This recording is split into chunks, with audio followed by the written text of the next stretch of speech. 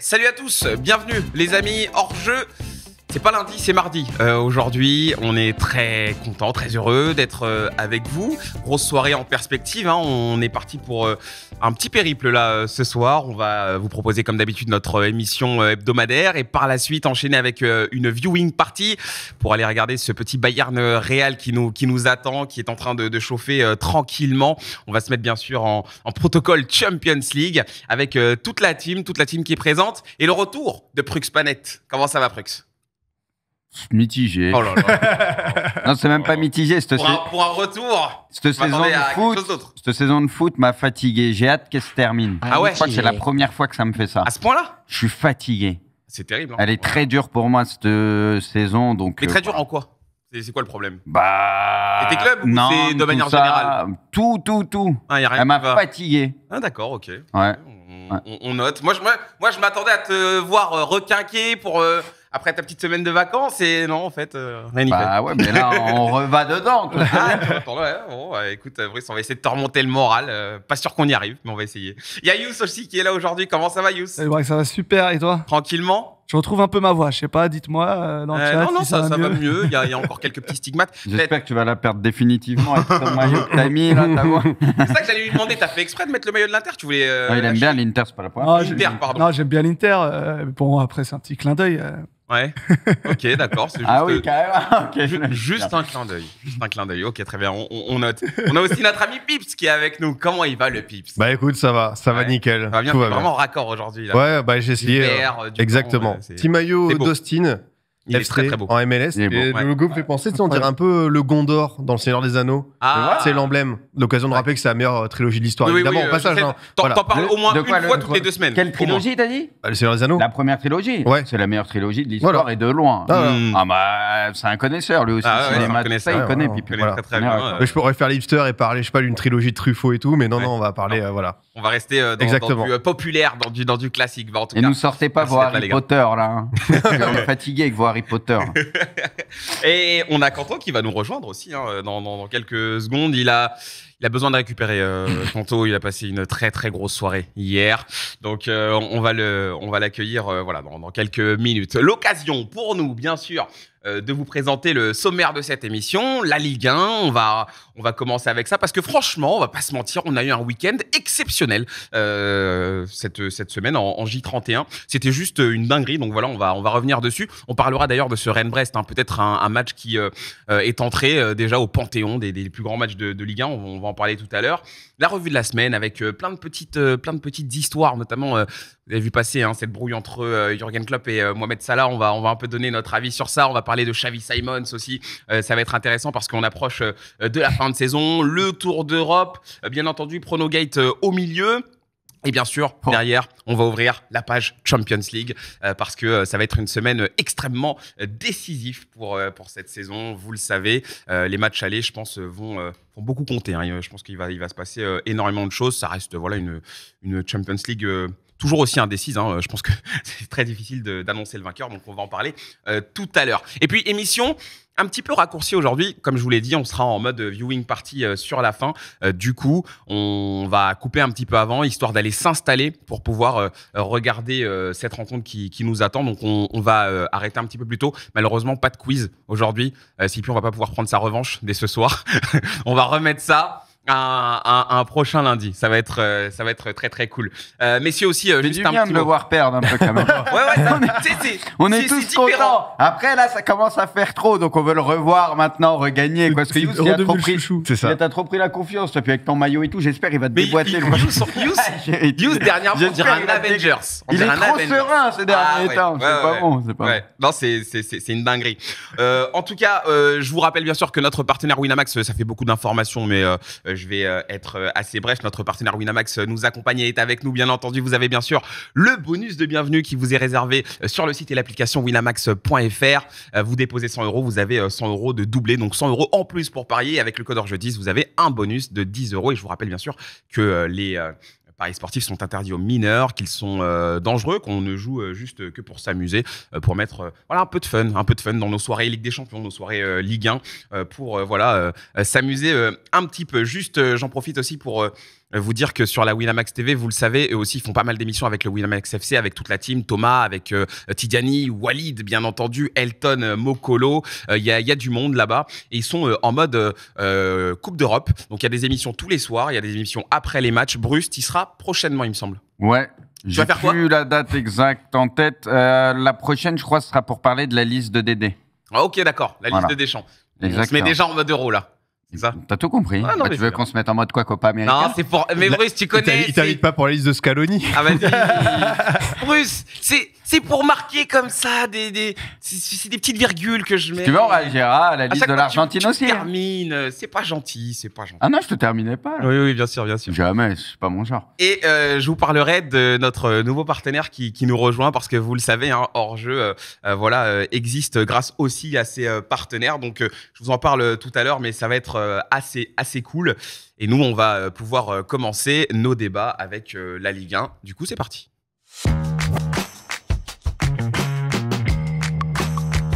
Myth, si tu peux, n'hésite pas à monter le son sur le plateau parce que depuis tout à l'heure on a rien, tu sais, nous on est là, on a une ambiance un peu froide là, tu sais, c'est un petit peu marrant. Messieurs, 31e journée de Ligue 1, comme d'hab, le coup de cœur, je vous laisse me dire un petit peu ce qui vous a plu, ou alors s'il y a quelque chose qui vous a déplu, n'hésitez pas, je sais que c'est toujours un petit moment de réflexion, on se regarde le classement tranquillement. Information importante bien entendu, Brest va jouer l'Europe la saison prochaine, ce qui est quand même une dinguerie absolue. Si on prend le début de la saison, bah voilà, on ne sait pas si Brest peut jouer la Ligue des Champions et pourtant, en tout cas peut jouer les Coupes d'Europe et pourtant Brest est bien là, Brest est bien dans le wagon, donc ça c'est une vraie dinguerie. Ça n'a pas trop bougé en haut, bien entendu. Monaco reste dauphin du Paris Saint-Germain. Le LOSC 4e toujours. Ça, voilà, il y a eu quelques petits changements. Marseille qui gagne une place, qui repasse devant l'OL. Rennes qui en perd 2, vous l'avez vu après cette défaite contre Brest. On va en parler de ce match parce qu'il était complètement fou aussi. Toulouse qui gagne une place, Le Havre aussi. En bas de classement, et Metz qui rejoint la zone de tous les dangers. Messieurs, je vous laisse retourner l'ardoise. Brest européen pour mon ami Pipion, Pape Gay pour monsieur Yous et la Ligue des Talents tout court pour Bruce. Tu vas nous expliquer parce que là on comprend pas. Bah c'est pourtant simple à comprendre. Tout le monde a marqué, c'était pas arrivé depuis 100 ans. Enfin depuis 100 ans, c'est ma manière de le dire. Et en plus, ça fait vraiment depuis extrêmement longtemps. Et il y a eu beaucoup de buts, il y a eu du spectacle à l'image du match de Brest. Je voulais mettre Brest aussi, mais voilà. C'est vrai que la Ligue 1, on peut parfois la critiquer, ce que tu veux en termes de niveau, etc. Il peut y avoir des erreurs quand on compare au plus gros championnat. Mais quand on a une journée comme ça, où il se passe beaucoup de choses, on a des matchs spectaculaires et tout, bah, on se régale d'une certaine manière. Donc, voilà. Donc, c'est pour ça que je voulais parler de la Ligue des Talents. Je peux être assez dur en général avec. Ouais. Voilà, ça fait plaisir quand ça se passe comme ça. Là c'est plus par rapport au spectacle. Au spectacle, au nombre de buts, etc. On parle pas du niveau, là. Non, il n'y a pas de piège, Bruce. Je vois ta tête, là. J'ai cru que je lui avais envoyé carrément. Non, mais je parle vraiment j'ai l'impression de voir une journée de PL, niveau but, un peu et tout. Tu vois ce que je veux dire? La PL, t'as l'intensité, t'as le rythme, c'est un autre niveau, tu vois. Mais là, je veux dire, si on avait toujours des journées comme ça, on se régalerait un peu plus, tu vois. Et le match de Brest. Tu vois, comme je dis, les matchs de foot, il y a des erreurs. Quand il y a trop d'erreurs, c'est un peu relou parce que ça veut dire qu'il y a quand même cette certaine lacune, etc. Mais Mais là, quand tu vois aussi des matchs comme ça, où ça part dans tous les sens, ça arrache la victoire à la fin, tu vois, c'est magnifique. Donc, on aime aussi le foot pour ça. Non, c'est vrai. On a eu l'impression d'être un peu big. Non, je suis d'accord avec Bruce. Et même la première partie de saison était assez décevante en termes de spectacle, d'intensité. On n'avait aucun buteur à part Mbappé au-delà de 8-9 buts. Enfin, tu vois, c'était vraiment très contrasté par rapport à son dernier. On avait les Habib Diallo, les Jonathan David, Lacazette. Beaucoup de buteurs à 20 buts et quelques, qui plantaient énormément. Donc, ça a eu du mal à démarrer. Et là, c'est vrai que sur cette seconde partie de saison, t'as l'OL qui revient avec son gros mercato et qui offre des matchs super intéressants. T'as Brest qui tient le rythme et qui accroche une place européenne. T'as Monaco et Lille qui ont suivi pour avec des champions. T'as Metz avec Mikotadze qui va peut-être revenir de nulle part. T'as une belle bataille pour le maintien. La bataille pour l'Europe, Europa Conférence, elle a un petit peu du mal à décider, mais t'as quand même des équipes qui jouent leur peau. Donc t'as souvent des matchs intéressants, tendus comme on aime. Donc c'est vrai que la seconde partie de saison, autant la première, je trouvais que c'était dans l'ensemble moribond. La deuxième, là, c'est vrai qu'on prend plus son pied. Les multiplex vont être sympas en vrai. Avec tout ce qui va jouer jusqu'à la fin, ça va être cool. Multiplex, on devrait suivre ensemble. Ça aussi, ce serait. Il y en a deux, les deux dernières ce serait 2 viewing parties qu'on vous propose. On espère que le football aura le sourire à la fin de ces multiplex. Vous voyez ce que je veux dire? Redis-nous juste le calendrier de Nantes pour la fin. Brest. On peut l'afficher en vrai. Brest, Lille, Monaco. Non, ça va le faire. Ça. C'est du tout cuit, ça. C'est du tout cuit. Mais Nantes, contre les petites équipes à domicile, ça gagne pas. Nous, on prend des points contre les gros. Nous, voilà, ils vont se sauver contre un gros. C'est ça qui est beau. Mais en plus, avec Antoine, c'est réglé. Notre ami Yous qui a choisi Pape Gay ce soir. Pape Gay, héros du match. Pas aller loin. Comment? Non, mais d'habitude, je choisis toujours des joueurs ou des équipes, etc. à l'OM. Mais là, pour une fois, j'ai envie de souligner Pape Gay qui a fait un match tout simplement parfait et en plus donné la victoire à l'OM. Et puis surtout, tout ce qu'il y a au-delà du match. Je ne sais pas si vous avez vu les images, mais il a invité, je crois, une cinquantaine de ses amis du Blanc-Ménil qui étaient au stade. Donc ils ont pu voir le but de Pape Gay, ils ont pu voir ça de près, c'était incroyable. Après ça, soirée, il a invité Chancel Mbemba, les invités à le rencontrer. Donc beau geste de Pape Gay. Et puis surtout en interview d'après match, son premier réflexe c'est merci à Jean-Louis Gasset. Merci à Jean-Luc Gasset parce qu'on se rappelle en janvier, il était écarté. Pape Gay, tu veux pas prolonger, tu joueras plus. Et on se rend compte que dans le foot. Ils avaient été durs avec lui à l'époque. Ah oui, et puis quand tu vois jouer Jean Onana, tu te dis que l'autre, même s'il va partir gratuit cet été, c'est peut-être mieux de le voir jouer lui. Et tu le vois. Pipion nous en disait du grand bien de j'ai fait une propagande Jean Onana. J'ai pas la mémoire courte. C'est vrai qu'il avait fait une belle éloge de lui. Toi aussi, tu t'y tiens, passe-moi le carton, je vais te le mettre. Braque, il était premier degré. Moi, je rigolais, mais Braque, il était premier degré. J'ai eu une longue journée aujourd'hui. Merci. Non, ok. Donc voilà, big up à Pape Gay qui est une grande personne. Et puis voilà, souvent, on fait la guerre aux joueurs qui veulent pas prolonger, qui décident de respecter leur contrat et de partir libre. Et au final, ce qui est important, c'est quand même le terrain. Et lui, sur le terrain, il a montré que même s'il allait partir libre à la fin de la saison, il a rien d'un joueur qui est déjà parti.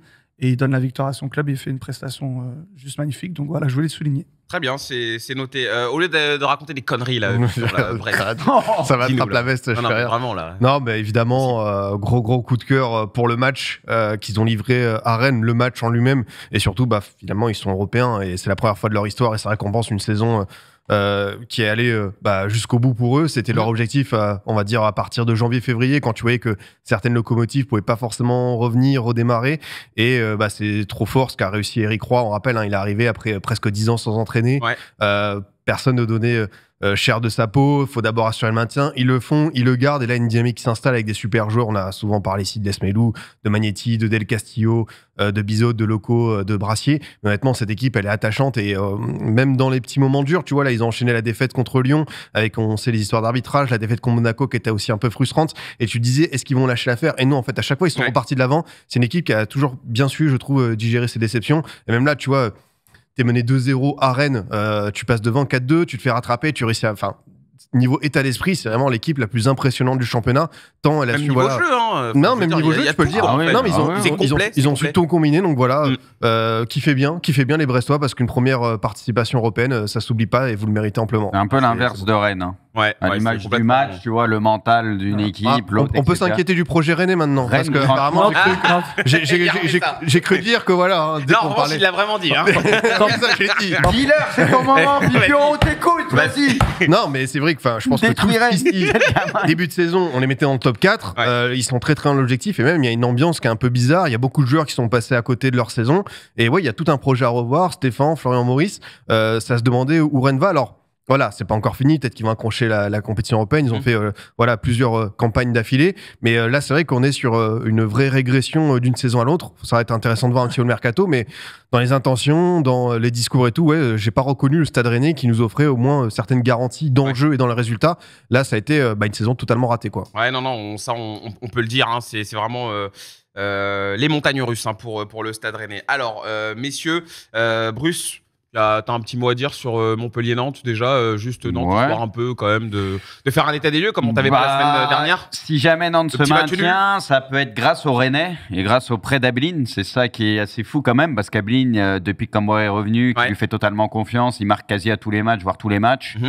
Et c'est un joueur en plus qui gratte beaucoup de ballons, qui est vraiment pas feignant sur le terrain, qui sait faire beaucoup de choses. Donc honnêtement, assez incroyable depuis quelques matchs. Donc voilà, après sur le match, tu as eu l'ouverture du score assez tôt, tu as eu l'égalisation à la foulée avec une belle passe de Mostafa d'ailleurs, un beau travail, il y a Abeline qui égalise. Et puis après en deuxième mi-temps, j'ai presque un peu des regrets parce que Nantes était un peu mieux que Montpellier, tu sentais que, il y avait peut-être moyen d'aller prendre les 3 points et qu'aurait peut-être suffi pour assurer le maintien. Enfin ça, on fera les calculs plus tard en fonction des résultats des autres. Mais limite, j'ai un petit peu de regrets parce que... c'était un match, quand tu vois, on en parlait avant, il reste Brest, Lille, Monaco à jouer. Forcément, Montpellier, c'était le match qui était le plus jouable. Sur le papier, après, tu prends un point à l'extérieur. On sait que Nantes voyage mieux qu'à domicile ces derniers temps, parce qu'à domicile, ça reste sur 8 défaites. Ouais. C'est plus à l'extérieur que ça prend les points. Mais voilà, on va dire, vas-y, c'est quand même un point qui est important pour le maintien. Maintenant, il faudra prendre une victoire pour espérer assurer le maintien. Je pense qu'il manque 3 points, mais comme je l'ai dit, le calendrier n'est pas simple du tout. C'est juste dommage que les Rouges ne soient pas arrivés un petit peu plus tôt. Et j'en profite pour dire un truc qui me casse la tête. C'est toujours dans les arrêts de jeu, parce qu'au final, tu avais 4 minutes d'arrêt de jeu, il y a eu les Rouges, etc. Et il y a eu une minute, je pense, effectif de jeu. Ça a joué pendant 1 minute dans les arrêts de jeu. Tu as 4 minutes, tu es en supériorité numérique. Il manquait au moins 2 minutes où tu pouvais être à 11 contre 9 ou quoi potentiellement, et tu peux même pas en profiter. Et ça, dans tous les matchs, à chaque fois, ça casse la tête et c'est pas normal. Donc voilà, c'est juste mon petit coup de gueule. Mais bon, dans le foot, en ce moment, il y a pas mal de coups de gueule au niveau de l'arbitrage, des règles, etc. Mais il y a beaucoup de choses à revoir quand même. Très bien, très bien. Puisqu'on est en train de parler, bien sûr, avec tout le respect, des équipes un peu mal classées, on a Cœur-Lorientais, ça va vous parler, vous qui nous suivez, parce qu'il était passé avec nous, Cœur-Lorientais. Il avait raison depuis le début. Et oui, Cœur-Lorientais, nous on était là, on était en train de s'emballer, on se disait, le jeu Lorientais, c'est trop beau, tout ce qui se passe et tout. Et lui, il nous avait tous attrapés par le callback, il nous avait dit, les gars, je vous le dis, c'est la merde. Quelqu'un qui connaît son équipe par cœur, qui voit tous les matchs, et surtout quand c'est des équipes comme Lorient ou des équipes qui jouent plus le bas de tableau, qu'on va pas voir comme les autres, faut toujours écouter en vrai. Faut toujours faire confiance aux supporters. Ces gens-là, ils savent, ouais. Et lui, il s'est pas trompé. Et en effet, Lorient est dans une belle panade. Cœur-Lorientais, est-ce que tu nous entends ? Je vous entends parfaitement. Bah nickel, nous aussi. Bienvenue à toi une nouvelle fois dans Hors-jeu. On a jeté un petit coup d'œil au calendrier. Là, il y a 2 matchs à venir pour Lorient qui vont être vraiment très compliqués à gérer. Déjà, tu affrontes Lens et ensuite tu vas à Marseille. Et les 2 matchs se passent à l'extérieur. Tu finiras avec Clermont, une équipe aussi qui joue le bas de tableau. Un match clairement à gagner. On a envie de dire, t'avais raison, t'avais prévenu, t'avais tout dit, t'avais tout vu. Ah mais produire du jeu c'est bien, mais bon quand ta défense c'est un gruyère ça marche pas. Ça s'est vu face à Toulouse où on a la maîtrise et on donne les 2 buts littéralement. Ouais. Malgré le nombre de cases qu'on est et... Wow. Quel constat tu fais du coup de la saison après coup, parce que on va pas reparler bien sûr de la dynamique, c'est très très rouge, mais quel constat global tu fais? Qu'est-ce qui selon toi a manqué? Qu'est-ce qui a mal tourné? Bah, ce qui faisait notre force l'année dernière, c'était la défense. Ouais. Et l'attaque. Et l'attaque, on n'était pas trop mal en attaque et on était très bon en défense. Donc l'équilibre était bon. Cette année, on est toujours bon en attaque, mais on est très mauvais en défense. Ouais. Donc l'équilibre, il est plus bon. L'équilibre, il est plus bon. On a gardé notre entraîneur. Bon, est-ce que c'était un bon choix ou pas? Je sais pas. Ouais. Je sais pas. Et enfin, en tant que supporter, j'y crois toujours qu'on se sauve. Mais si je suis rationnel, j'y crois 0.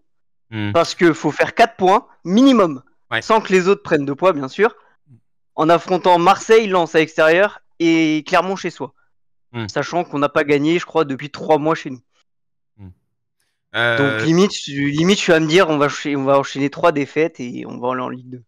Ouais, j'ai l'impression qu'il y a pas mal de pessimisme. Pips, on y croit là. Pour Lorient, c'est compliqué. Hein. Ah non, là, le brisball, c'est malheureusement finito. Il a raison. Je pense que il y a un rendez-vous qui a été manqué cet été parce que lui, il voulait partir à Nice et finalement, il est revenu un petit peu, presque peut-être pas avec une envie suffisante pour un club comme Lorient où tu savais que tu allais devoir lutter pour le maintien. C'est dommage parce qu'il y avait un mercato hivernal qui avait été intéressant. On avait notamment Mohamed Mbamba qui a planté ses petits buts, Louza, 4 séries. Franchement, on s'était dit, bon, normalement, ça devrait repartir. Et là, c'est vrai que la série, elle est catastrophique. Même le match contre Toulouse, tu vois que ça ne tourne pas dans ton sens. Moi, je voulais savoir finalement si ça va en Ligue 2, qu'est-ce que tu as envie de voir comme changement concret, que ce soit au niveau du recrutement, de Loïc Ferry, du coach, etc. Qu'est-ce qu'il faudrait? Parce que normalement, Lorient en Ligue 2, ça se débrouille plutôt bien pour remonter assez vite. Mais là, par rapport peut-être à la dynamique, ce que les supporters ressentent, on sait que certaines recrues n'ont pas été bien acceptées. Qu'est-ce que tu as envie de voir? Déjà, il y a des choses qui sont quasiment actées. Ferry va lâcher le club dans 2 ans. C'est quasiment acté à 100%, il va lâcher le club dans 2 ans. Déjà, va y avoir une restructuration de l'effectif d'au moins 70%. Ah oui. Quand même. D'au moins 70%, parce qu'il y a des joueurs comme Mvogo qui n'ont pas le niveau pour jouer à la Ligue 2. Déjà Touré, il a le niveau pour jouer la nationale, mais j'ai pas envie de le voir. Touré, c'est vraiment le pire recrutement de l'histoire du FC Lorient. Parce que l'échange Méité-Touré, il est dur. Hein. Mais non, j'ai envie de poser une question, mais est-ce qu'il faudrait garder l'entraîneur? Est-ce qu'il faut garder l'entraîneur en Ligue 2? Est-ce qu'il est en contrat jusqu'en 2027? Ça fait beaucoup. Oui, ça fait beaucoup. Ah non, mais c'est vrai. mais en plus, même, dans le jeu, j'ai même pas envie de l'accabler. Dans le jeu, j'ai pas envie de l'accabler parce qu'il y a des choses. Mais défensivement, c'est catastrophique. Après, il y a des choix, comme par exemple le choix Croupi face au PSG, face à 2 briscards qui sont Skriniar et Hernandez. C'était pas la bonne idée. Et on l'a vu, Bamba, il est rentré, il a planté son but. Il y a des choix mauvais. Mais voilà, le recrutement était bon. Le recrutement sur le papier, il claque. Louza, il fait ses matchs. Buonani, il commence à jouer au foot. Même le recrutement de l'été. À Benjamin Mendy, il fallait pas s'espérer à grand chose. Il est utile sur certains matchs, les matchs où il est là. Bakayoko, on savait que c'était pas non plus la pioche à prendre, mais voilà, on essaye des choses. Mais il reste toujours les joueurs qui font quasiment jamais d'erreur, comme Abergel, comme des Mvogo, même s'ils prennent beaucoup de pions. Ils sont toujours là. T'en as toujours parlé en bien, toi, Scipion d'Abergel. Ouais, c'est un joueur qui aurait pu rejoindre le LOSC à un moment donné. C'est un vrai bon aimant de Ligue 1, il a raison. Il y a des bonnes pioches. Si Lorient descend, désolé l'ami, mais je pense que Mohamed Mbamba, Mvogo et Abergel, c'est les 3 vraies bonnes pioches à les saisir. C'est pour ça que je parle de 70%. Parce que Ponceau, on n'en parle pas, mais Ponceau, il est en train en ce moment. Le niveau commence à être quelque chose. Hein. Non, mais en tout cas, le message est très bien reçu. Cœur l'orienté, on a une émission un peu plus raccourcie aujourd'hui. Mais en tout cas, on en reparlera même pendant le multiplex. Tu sais quoi, on te réinvitera pendant le multiplex vu qu'on aura tous les matchs et puis on fera un nouvel état des lieux. Non, mais voilà, je sais qu'il a des choses à dire. Donc, alors, 6ème but de l'histoire, voilà. On est à 7-0, t'es en Ligue 2, comment ça va? Et vous voyez, même si on va en barrage. Non, mais on taquine, bien entendu. Mais on en reparle, Cœur l'orienté, ok? Saint-Etienne au barrage, j'y crois 0. Écoute. Après, on n'y est pas encore. Ils vont même pas passer par les barrages. Oui, mais même si on accroche accroche le barrage face à Saint-Etienne, on se fait taper. Écoute, mais voilà, c'est le football. Tant qu'il y a de l'espoir, tant que comptablement c'est possible, en tant que supporter, on va y croire jusqu'au bout. Mais c'est ça. En général, quand ça sort des phrases comme ça, c'est que t'as déjà fait en fait ton deuil. C'est que tu finis le samedi à 15h devant Bing, quoi. C'est ça. Comment ça on a perdu le match qu'il fallait pas perdre. Nous, c'était le match à pas perdre. C'était le match à pas perdre. C'est sûr. Merci, Cœur l'orienté. Merci à vous pour le passage. Merci à toi, merci à toi. Mais au moins, on est quadruple champion de France. On te retrouve très vite. Au minimum, on est bien parti pour au moins les barrages. Mais bon, on verra à la fin. Bon, écoutez les amis, on enchaîne. Parlons quand même de Rennes-Brest. Victoire du coup de Brest, un match au scénario hallucinant. Ça a fait que de tourner. Une équipe qui prenait les devants, l'autre qui revenait. Et Rennes qui se met très bien en marquant 2 fois très rapidement. Tu te dis ça va être un bon match de Rennes, tu vois. Mais qui n'arrive pas à bien finir la saison et accrocher quelque chose. Qu'est-ce qu'on en a pensé de ce match, Bruce? Est-ce que toi, tu le ranges parmi les très grands matchs là, de Ligue 1 ? Tu as parlé de spectacle tout à l'heure. Moi, j'ai toujours du mal à me remémorer tous les plus grands matchs, etc. Un 4-5, c'est pas tous les week-ends. Oui, non, mais c'est sûr que voilà. Je dirais même que c'est pas tous les ans. Ça avait déjà été le cas contre Lyon, etc. C'est pas la première avec eux. Souvent, Brest, c'est dans les gros matchs de la saison et on se régale parce qu'il se passe toujours quelque chose. C'est une équipe qui marque beaucoup de buts, qui joue, etc. et qui abandonne pas et qui a un gros mental, on l'a compris. Donc voilà, et à l'inverse, comme je disais tout à l'heure, t'as Rennes qui, eux, sont assez fébriles. Et même quand ils ouvrent le score ou quoi, machin, où tu te dis, le match, ils l'ont bien attaqué, ça sent bon pour eux, tu peux pas être complètement serein. Et je pense que les supporters rennais, c'est pareil, c'est à l'image de leur saison. Ça transpire pas la confiance et défensivement, ils prennent souvent pas mal de buts, quoi. Donc voilà, on sait qu'ils peuvent avoir de la qualité, ils peuvent mettre des buts. Bon, là, il y a Kalimundo, il te met son petit doublé et tout. Voilà, mais bon, t'arrives à mettre 4 buts, t'arrives à en prendre 5. Qu'est-ce que tu veux que je te dise, quoi ? C'est quand même assez fou, quoi. Et ça résume un peu la saison de Rennes, quoi, où défensivement, comme je l'ai dit, c'est cata. Et même quand t'arrives à revenir, à remener ce que tu veux, derrière, ça peut sombrer parce que c'est pas en confiance, c'est trop fébrile. Et c'est Bourigeaud qui pousse un coup de gueule à la fin. Voilà, à l'image de la saison, il dit on est des abrutis ou je sais pas, voilà, parce que les mecs sur le terrain, c'est sûr que là, tu dois en avoir quand même marre, quoi. Tu vois les scénarios de match, quand on en parlait de l'effectif, oui, peut-être défensivement, etc., il manquait des joueurs, ce que tu veux, mais quand tu vois le niveau de la Ligue 1 et des grosses cylindrées de Ligue 1 pendant une grosse partie de la saison, même si ça va mieux pour certains sur la deuxième partie, je veux dire, Rennes, tu vas pas me faire croire qu'il n'y avait pas un bon coup à jouer pour eux plus haut au classement, tu vois. Donc, honnêtement, leur saison, quand tu vois l'effectif et tu vois le reste de la Ligue 1, c'est une saison où tu pouvais finir top 4, quoi. Je suis désolé, sans être extraordinaire, quoi. Tu pouvais finir top 4. Donc, franchement, saison assez catastrophique, quoi. Comment la victoire a pu échapper à Rennes, toi, Scipion ? C'est un petit peu les doutes du début de saison sur la défense. Et même si des fois, on aime bien la formation, on sait qu'à Rennes, ça bosse très très bien chez les jeunes. Là, je pense qu'ils ont peut-être été...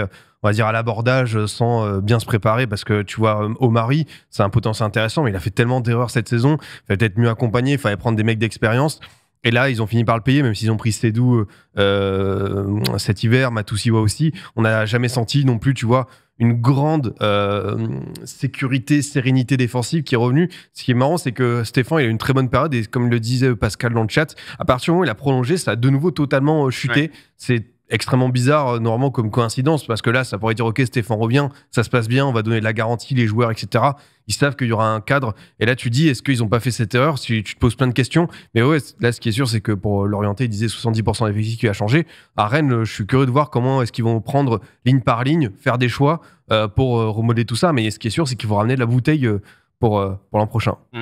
Un petit mot bien sûr sur la victoire de Marseille contre Lens. C'est vrai que on se disait que ça allait être très difficile, que là la fin de saison pour l'OM, en tout cas en Ligue 1, parce qu'il y a bien sûr l'Europa League dont on va reparler tout à l'heure. En tout cas en Ligue 1, allait être assez difficile à gérer. Et pourtant il y a cette victoire contre Lens qui on le sait a aussi quelques fébrilités ces derniers temps et même dans cette saison. Parce qu'ils sont décevants, Lens. Ouais, c'est vrai. Quand ils avaient enclenché, je pensais qu'ils allaient bien finir la saison. Honnêtement, c'est cata. Yous, vous avez su en profiter. Première victoire contre une équipe du top 6. Ouais. Donc c'est à noter. Et puis en vrai, on pouvait se poser des questions avec l'enchaînement des matchs parce que tu joues mercredi contre Nice, tu rejoues là ce jeudi contre l'Atalanta, tu vas enchaîner. Et depuis le début du parcours en Coupe d'Europe, à partir des 16e, depuis ce moment-là, tu t'enchaînes tous les 3 jours quasiment.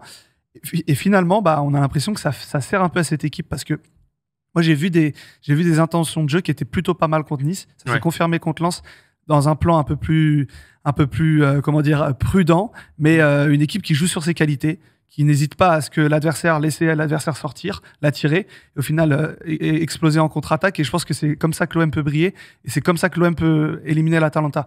Donc ce match, c'était un match test intéressant pour moi, parce que on a vu une équipe de Lens qui est venue chercher l'OM, qui n'a pas hésité à être entreprenant. À mon avis, l'Atalanta, ça sera un peu pareil.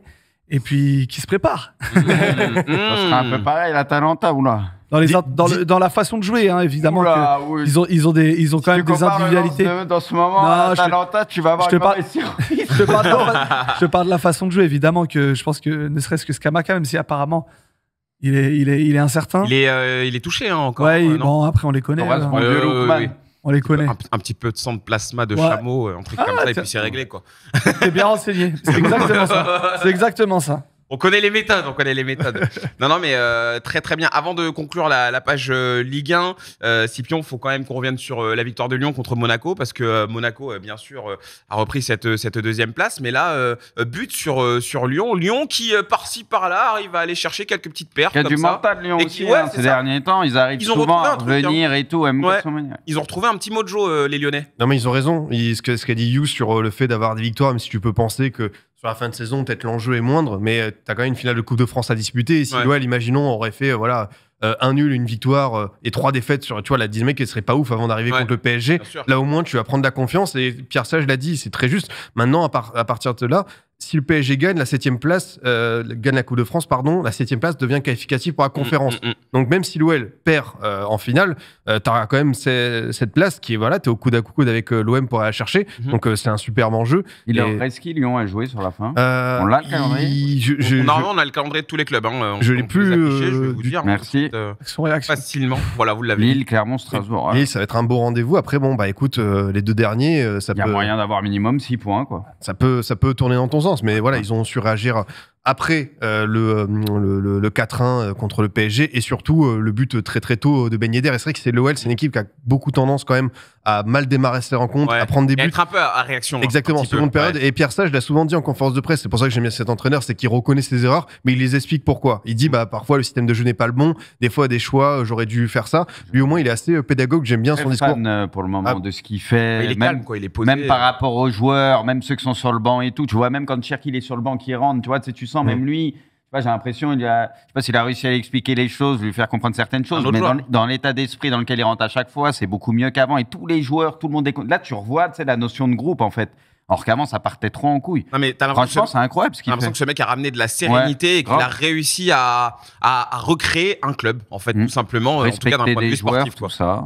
Non, mais c'est l'ensemble de l'organigramme lyonnais qu'il faut féliciter. Et John Textor, qui a su placer les hommes de confiance. Lui, il s'est pas préoccupé. Enfin, évidemment, il avait des discours, des interviews, mais il a mis des personnes sur qui l'OL a pu compter pour se redresser et qui font partie je pense, de cette seconde partie de saison assez réussie. Et j'aime bien en plus le dernier but inscrit par Malik Fofana parce que encore une fois c'est un super jeune qui vient de Belgique qui a un vrai débauche, il y va, ce fameux petit truc en plus et c'est vrai que le match de Lacazette buteur et cette passe décisive pour le lancer contre Nantes c'était lui qui avait fait mal à la fin. Lacazette patron encore une fois, c'est vrai que comme l'ensemble de l'OL il a eu du mal à démarrer sa saison mais lui franchement il aura fait ses stats, il aura été le patron. Je sais qu'il y a toujours un débat sur Lacazette à l'Euro ou quoi, moi je pars du principe qu'avec Deschamps c'est mort mais ce qui est sûr c'est que dans un monde normal ce mec devrait avoir une discussion pour y être. Tu vois, on sait qu'avec Deschamps, ça fait un petit moment, même très longtemps qu'il l'a pas appelé. Mais vu ses accomplissements, vu son style de jeu, après on espère peut-être que ce sera pour les JO, ce sera un maigre lot de consommation. Ça me paraît compliqué quand même. Mais franchement, il mérite. Ouais, c'est sûr. En tout cas, c'est ce qu'il fait avec l'OL, c'est honorable et c'est bien souligné. Lui, pour le coup, c'est un vrai buteur. Lui, c'est un pur buteur. Et voilà. Il a bien évolué dans son jeu, je trouve. C'est vraiment. Il est dans le très bon ton là. Il est incroyable. Et il y a quelqu'un qui le citait sur le chat, Benrahma aussi, sa première mi-temps. Ces derniers temps, Benrahma, il est vraiment bien. Benrahma, il apporte quelque chose. Il est sur les 2 buts et tout. Très bon positionnement et il fait beaucoup de bien. Et Ben Yedder aussi, parce qu'on parle de buteur, Ben Yedder c'est quand même n'importe quoi à chaque fois les buts qu'il peut te mettre. Mais qu'est-ce qu'il est fort devant le but, qu'est-ce qu'il a comme sang-froid, tout. Enfin, il est trop juste devant lui. Il y a peu d'attaquants comme ça où, tu sais, là, quasi 8 ou 9 fois sur 10, ça va être le geste juste devant le but. Et lui, il a exactement ce truc-là. Enfin, dans des positions, des fois, ça peut être des 2 pieds. Enfin, même quand il coupe au vrai poteau, il fait ses petites déviations. Il a un truc, ce mec-là, c'est incroyable. Non, c'est fort, c'est fort. Le dernier qui met qui est hors jeu, là, qui est... le but qui est finalement refusé, tu te demandes comment il fait, quoi. Première intention comme ça. Bien, merci messieurs pour cette partie Ligue 1. Juste avant de passer à la revue de la semaine, je vous en parlais en début d'émission, mais on est rejoint par un nouveau partenaire dans la famille hors-jeu, c'est Fortunéo qui va nous accompagner aussi pendant un petit moment sur nos projets. On sera avec eux, ça va être trop cool. Fortunéo, c'est tout simplement la banque en ligne la moins chère en France en 2024, c'est prouvé, ça a été étudié, donc il y a pas de souci là-dessus. Un service service client de qualité 100% basé en France. Ce qui est intéressant avec Fortuneo, bien sûr, vu que c'est une banque en ligne, vous avez des cartes bancaires. Il y a la Fosfo et la Gold qui sont gratuites. Donc, en gros, si vous faites un minimum un paiement par carte bancaire par mois, ben voilà, les cartes sont gratuites. Vous avez également accès à des cartes virtuelles en illimité pour payer de manière sécurisée. Vous savez que sur Internet, voilà, c'est toujours très appréciable de pouvoir faire ça. Donc, en gros, tu restes chez toi. On connaît les flemmards. Voilà, vous pouvez régler avec vos cartes virtuelles. En train de dire que sur le chat, c'est des flemmards. J'étais en train de te parler à toi, Bruce, en fait. Pourquoi moi Flemmard, je parlais. Moi, je suis un flemmard. Ah oui. Ah ouais, d'accord. Je vois comment je vais me rebarrer une semaine. Non, reste avec nous, on préfère quand t'es là. Et surtout, bien sûr, vous n'avez pas de frais pour vos paiements à l'étranger avec Fortuneo. Vous avez un lien qui va popper dans le chat, les amis, avec toutes les informations nécessaires. Merci beaucoup à Fortuneo de rejoindre la famille de Hors-Jeu. Ça nous permet de lancer de très beaux projets. D'ailleurs, tout à l'heure, je vous avais promis depuis plusieurs semaines que j'allais vous parler d'un truc. Ça y est, aujourd'hui, on le dit. Je devais déjà dire la semaine dernière, mais ce sera aujourd'hui. Tout à l'heure, une dinguerie. Messieurs, merci Fortuneo et on enchaîne avec la revue.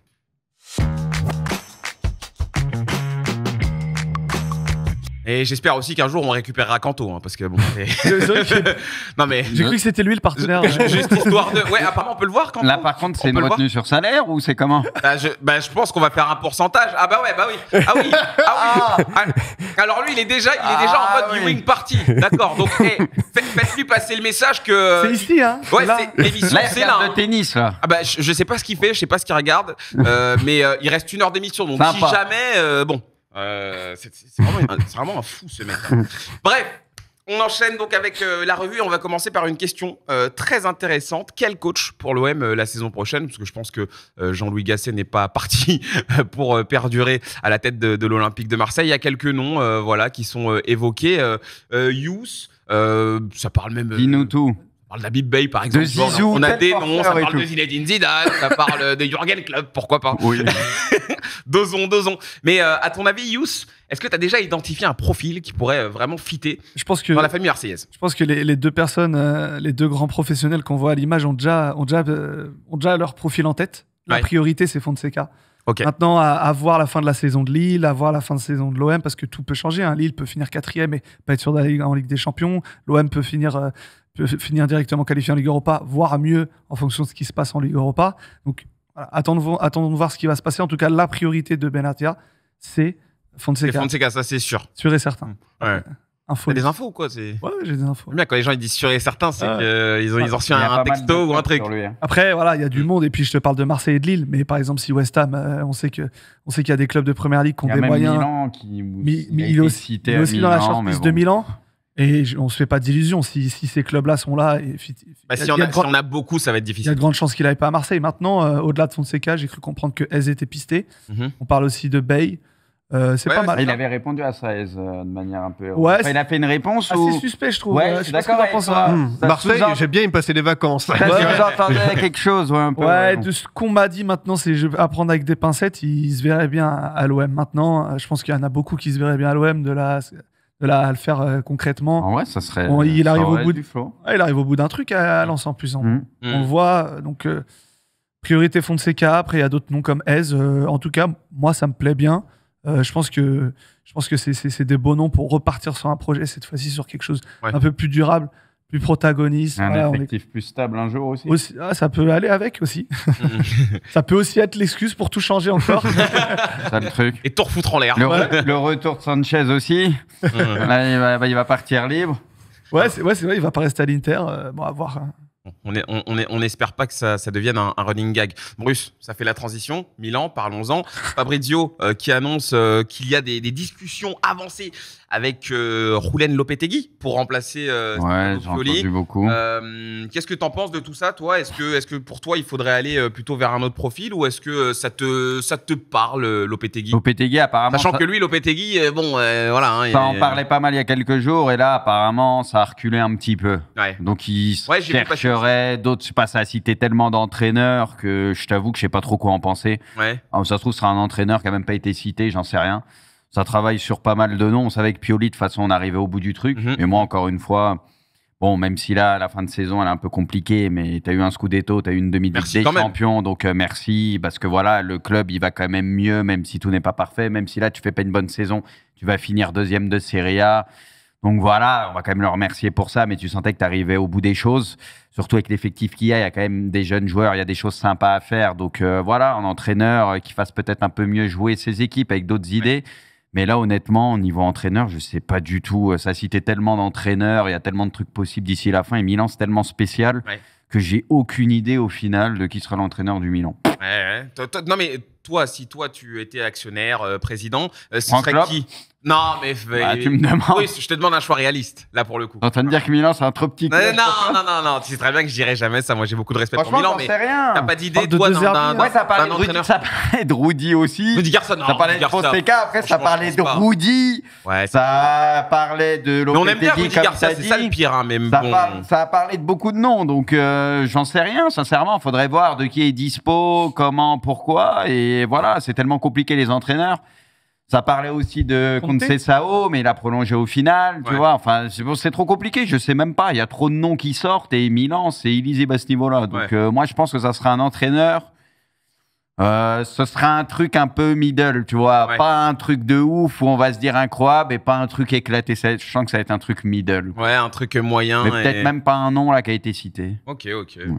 On espère en tout cas la meilleure piste. Tourelle à Milan, Tourelle tous les jours. Là, ça a reparlé de Motta. Tourelle, ce sera incroyable. Apparemment, ils ont relancé Motta. Tu me demandes, parmi moi, c'est Motta qui m'intriguerait le plus. Parce que Motta, vu comment il fait jouer Bologne et tout, tu vois, un concept, il y ça a des idées, joue, etc. Moi, tu me dis Motta, je suis content là parmi les noms qui ont été cités. Mais bon, il y a la Juve qui a pas mal avancé dessus. Milan, là aussi, donc ça sent la Juve, quoi. C'est pour ça que j'y crois pas. Je comprends, Bruce. Messieurs, 35e journée de Première Ligue, West Ham-Liverpool, 2 buts partout. Mon ami Pips, mais surtout l'image qui a fait le tour des réseaux, c'est bien sûr la brouille entre Jürgen Klopp et Mohamed Salah. Mohamed Salah qui entre... pas loin de la 80e minute. Voilà, les deux hommes qui s'écharpent un petit peu. Voilà, vous avez, je pense, tous vu l'image. Qu'est-ce que t'en penses, toi, de ça ? C'est vrai qu'il peut y avoir de la frustration parce que du coup, Liverpool n'est plus dans la course, hein, on peut le dire clairement.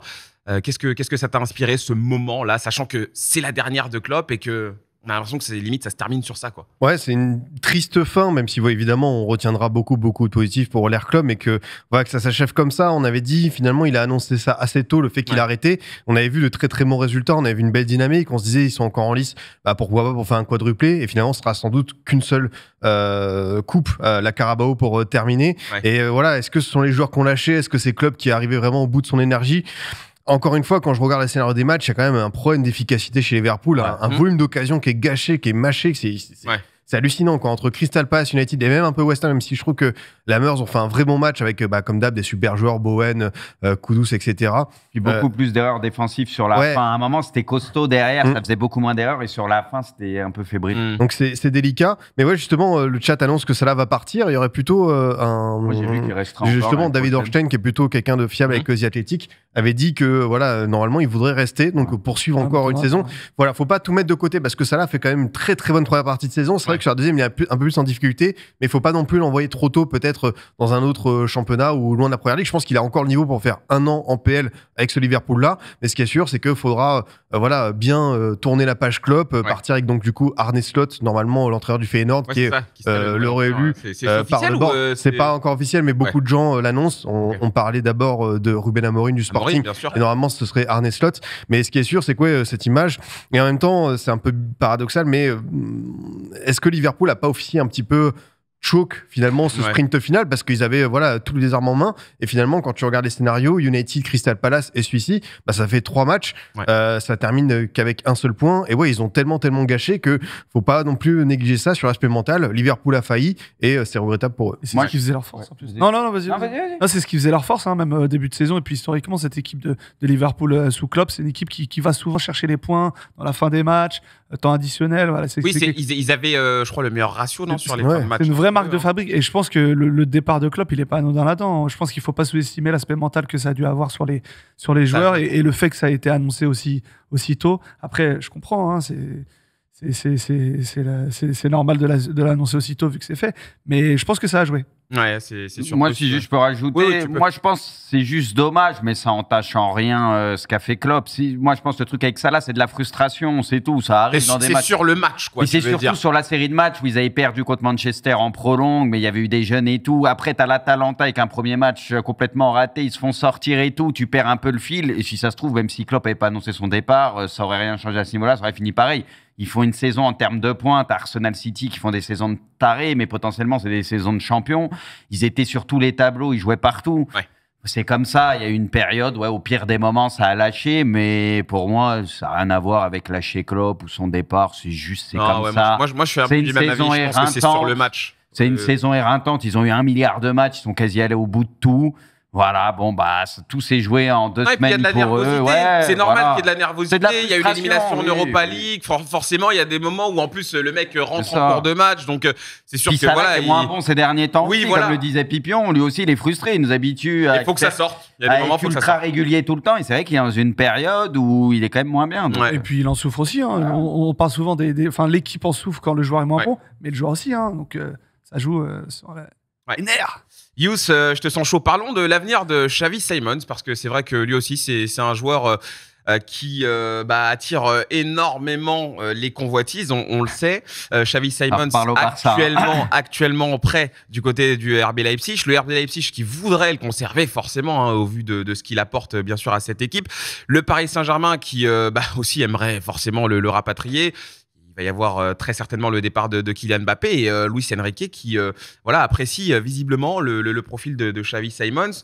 Donc, quelle est la meilleure option pour ce jeune joueur, Yous? À ton avis, qu'est-ce qu'il doit faire? Est-ce qu'il doit continuer? En tout cas, on dit que toutes les options sont ouvertes. On dit que mais soyons objectifs, Yous. Je te connais. Non, mais je te connais, Yous. Mais soyons objectifs. Soyons objectifs. Et c'est pas bien de pointer du doigt, mais là, je te pointe du doigt. Non, alors, objectivement, moi, à sa place, je resterai au PSG. Je pense qu'il y a un truc. Tu reviens au PSG, du coup. Ouais, du coup, je repartirai pas en prêt. Oui. Je pense qu'il y a un truc qui se passe avec Luis Enrique. Il a montré cette saison que tout le monde a sa chance, que rien n'est figé. Ouais. Des joueurs qui sont titulaires, puis ça se défait. Et puis, collectivement, c'est quelque chose où je pense qu'il s'insérerait un peu plus facilement que d'autres années. Donc, clairement, moi, je dis à sa place. Et ça me fait mal de le dire, je resterai au PSG. Comme ça, les Parisiens du chat vont. Tu restes à Paris, c'est la meilleure option. Ouais. Ça ne m'empêche pas de penser à mon oncle Gunther du. Non, je sais. Mais ton oncle, d'ailleurs, il va bien. Ça va, il stresse pour demain. La pression. Tranquillou. Pipion. Non, il a dit quelque chose, Yous, qui est très juste, c'est Luis Enrique. S'il y a bien un joueur qui peut être totalement compatible Lucho dans le système de jeu, dans la progression, il te ramène un Xavi Simons, il peut faire jouer milieu de terrain, il peut faire jouer 10, il peut faire jouer sur un côté. Il va se régaler avec ce profil parce que c'est vrai qu'on a vu plusieurs facettes de Xavi Simons entre le PSV Eindhoven et le Red Bull Leipzig. Je pense qu'il est prêt, il est mature dans son jeu, peut revenir à Paris, prétendre un premier rôle. Et même s'il se passe quelques mois, quelques passages par le banc, c'est pas grave, c'est un retour d'acclimatation. Il faudra sortir d'une concurrence qui restera là. Mais je pense que Xavi Simons est prêt pour apporter au PSG ce petit truc en plus. Et forcément, ça peut être une super option pour le club, pour lui et pour Luis Enrique. Bruce, tu vas conclure du coup la revue avec ton avis sur Xavi Simons. Quelle est la meilleure option pour lui? En vrai, le retour au PSG serait pas une mauvaise chose, je pense. Après, rester à Leipzig serait pas une mauvaise chose non plus. Ouais, donc on est un peu. Non, mais parce que. Leipzig, non, mais en fait, les deux choix sont bons. Pour moi, il n'y a pas de mauvais choix. C'est soit tu retournes à Paris, du coup, pour y rester pas mal de temps, ou soit lui, il se dit, allez voir peut-être s'il n'y a pas d'autres options plus tard, etc. Et s'il a des envies d'ailleurs. Et voilà, c'est tout, en fait. Mais Paris, oui, je comprends ce que vous voulez dire par rapport à Luis Enrique et tout. Voilà, je le vois bien dans ce PSG-là. Ok, très bien. Écoutez, messieurs, la revue est bouclée. On passe maintenant au Tour d'Europe.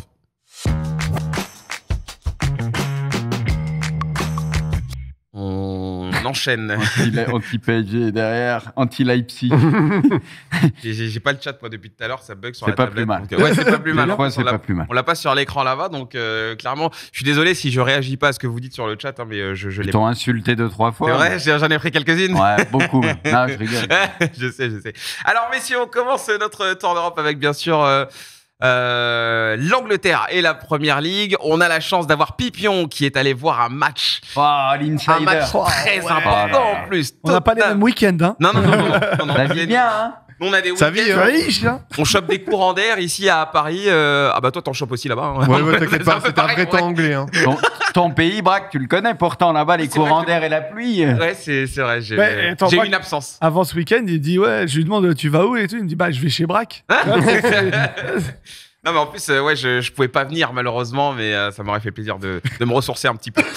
Pipion, du coup, Tottenham Arsenal. Qu'est-ce que t'en as pensé vu du stade du coup hein. Alors déjà, j'ai pu rentrer dans un stade anglais, Ouais, ce qui ça fait veut- bien ça veut plaisir quand même. T'es en train de dire que c'est l'organisation en fait, qui Je est sais pas. frauduleuse ou J'ai bipé la place, ça a été vert. Je me suis retourné vers le stade. Du coup, le stade, c'est là-bas. C'est là. Il n'y a pas un mec qui va venir me plaquer. Il n'y a pas je sais Le pas, match a commencé. le FBI qui va débarquer ou tu vas quoi. pas finir Je suis dans rentré, une pièce sombre derrière là. Ouais. En vrai, à cause de Brighton, j'avais quand même un coup de Un stress. J'avais un petit stress en disant est-ce que ce pays est maudit ou pas. Tu parlais anglais dans la queue du coup. Ouais, j'étais fluent et tout. T'avais acheté le maillot sur place? J'avais acheté un petit match. Ah, il a bien fait les choses. J'avais ma petite poche des Spurs et tout. J'étais bien. Mais ouais, Ils sont honnêtement. où les cadeaux? euh, Je rigole. tu sais, Normalement, les gars, quand même, il va dans un stade, les cadeaux, wesh. Au moins un porte-clés. travaille sérieux. Au moins un porte-clés. C'est Je trop. rigole, Pipion. hein. Si Je Pipion, te il a un jure, je stress, rigole, il dit, ouais, non. putain, j'ai tapé de la merde ou Pipion, tu sais que la vraiment. boutique, c'est la plus grande d'Europe. Il y avait tellement de trucs. Il y a tellement de conneries. En plus, j'aurais pu ramener, ouais, vraiment. Belle transition. J'aurais pour dû, ta sortie. j'aurais dû avoir Goodies, quoi, au moins. un petit goodies. Ouais. Tu portes clé. Un magnète pour le Ah oui, frigo. un petit truc quoi. Un pins. Vas-y, non, Pipion, non, vas-y. franchement, juste le stade dingue, vraiment magnifique. On sait que des fois les stades modernes, on peut avoir Ouais. un petit peu débat parce qu'ils se ressemblent tous. Oui. Celui-ci, l'architecture, d'ailleurs, on discutait avec You, il y a une tribune qui ressemble vraiment au Vélodrome, Ouais. qui est assez En mieux, plaisante quoi, et en tout. Ouais, Ouais. et qui est C'est le combien de stade. places là-bas, tu vois? C'est 62 000 Vénère, 800, hein. 62, ouais. qui est, Pas mal, hein. qui est très bien configuré, très moderne, et on voit bien, même si j'étais assez haut. Ouais, j'ai Et vu le- que t'étais haut quand même. Et le match, Et à la verticale en plus. ouais, exactement. Le Du match, coup, c'est bien foutu, même quand t'es en haut. Tu Ouais, peux bien même voir. en haut, tu vois bien les chants et tout. Ça résonne bien, on s'est régalé. Enfin, match, je pense qu'à la télé, depuis Ouais. du stade, ça défile à une vitesse, c'est Ouais, impressionnant.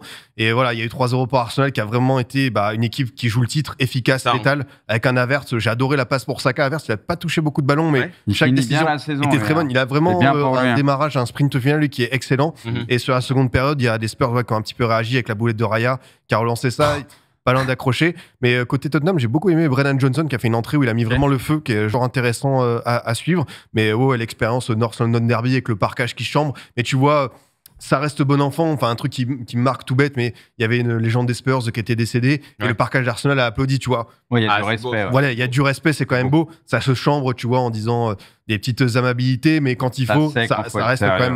même assez plaisant. Donc, match dingue. Et ouais, c'est un vrai match pour le titre et tout. Et ça se Ouais. sentait, C'est important. niveau tension, Important, niveau ouais. nervosité et tout, c'était très très sympa. Ouais, bravo Arsenal hein, qui Parce que là, ça pouvait être un gros match piège sur la fin de saison Ah oui. pour Arsenal. Celui-là, il n'était pas coché Mais- d'avance, hein, En la plus, victoire. hein. On avait ciblé Tottenham comme l'arbitre un peu Ouais. de cette lutte Il leur pour reste le titre. Manchester, en gros, je crois. Il reste Manchester. United, City là-bas. et Liverpool. C'est pas Tottenham. United? Tottenham joue City et Liverpool, mais Arsenal va jouer United. Il C'est joue ça qui United. veut- Ouais, Ouais, Arsenal c'est ça, va ouais. United, ouais. Il joue à United. De l'autre côté, bien sûr, lutte à distance, forcément, Bruce, Manchester City qui s'impose contre Nottingham Forest. Ça n'a pas été À l'extérieur, extraordinaire, et c'est ce que mais... j'allais te dire que Ouais. Manchester City a pas été flamboyant, surtout sur la deuxième période où ils ont été pas mal Non. bougés. Ouais. Il y a même des moments où Nottingham était pas loin de recoller au score à un partout, mais finalement Erling Haaland entre et derrière, voilà, un petite action de soliste, mi-soliste.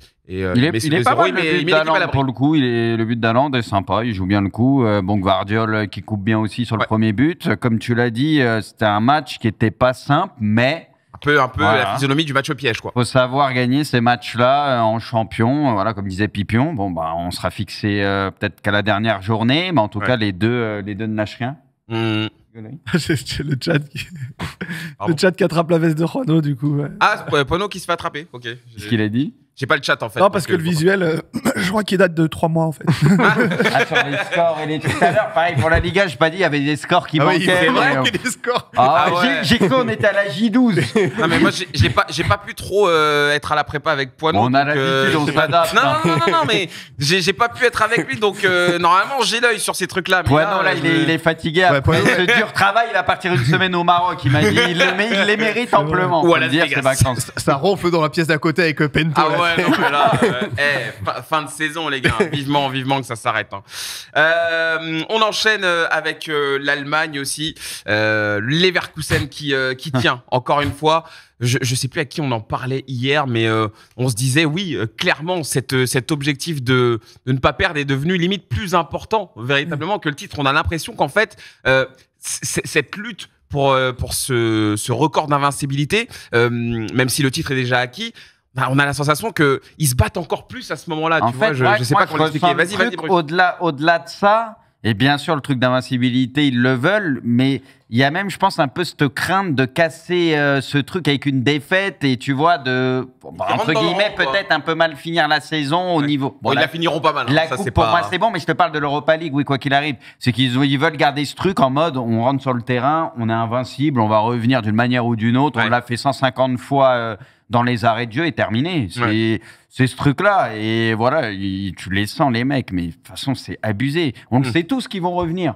Et même quand tu as le coup franc à la fin et tout, tu le sais que ça va faire but. C'est quand même un truc de taré leur saison. Non, mais c'est du jamais vu. Là. Non, mais et tu as l'impression que oui, ça va bien tenir jusqu'au bout. Parce que là, il reste peu de matchs.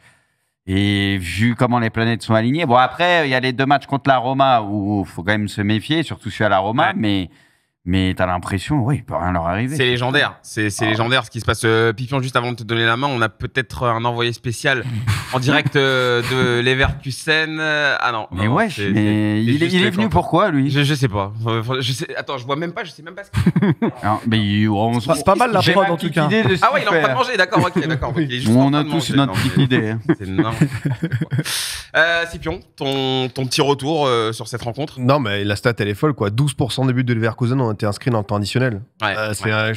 Moi, j'ai jamais vu ça.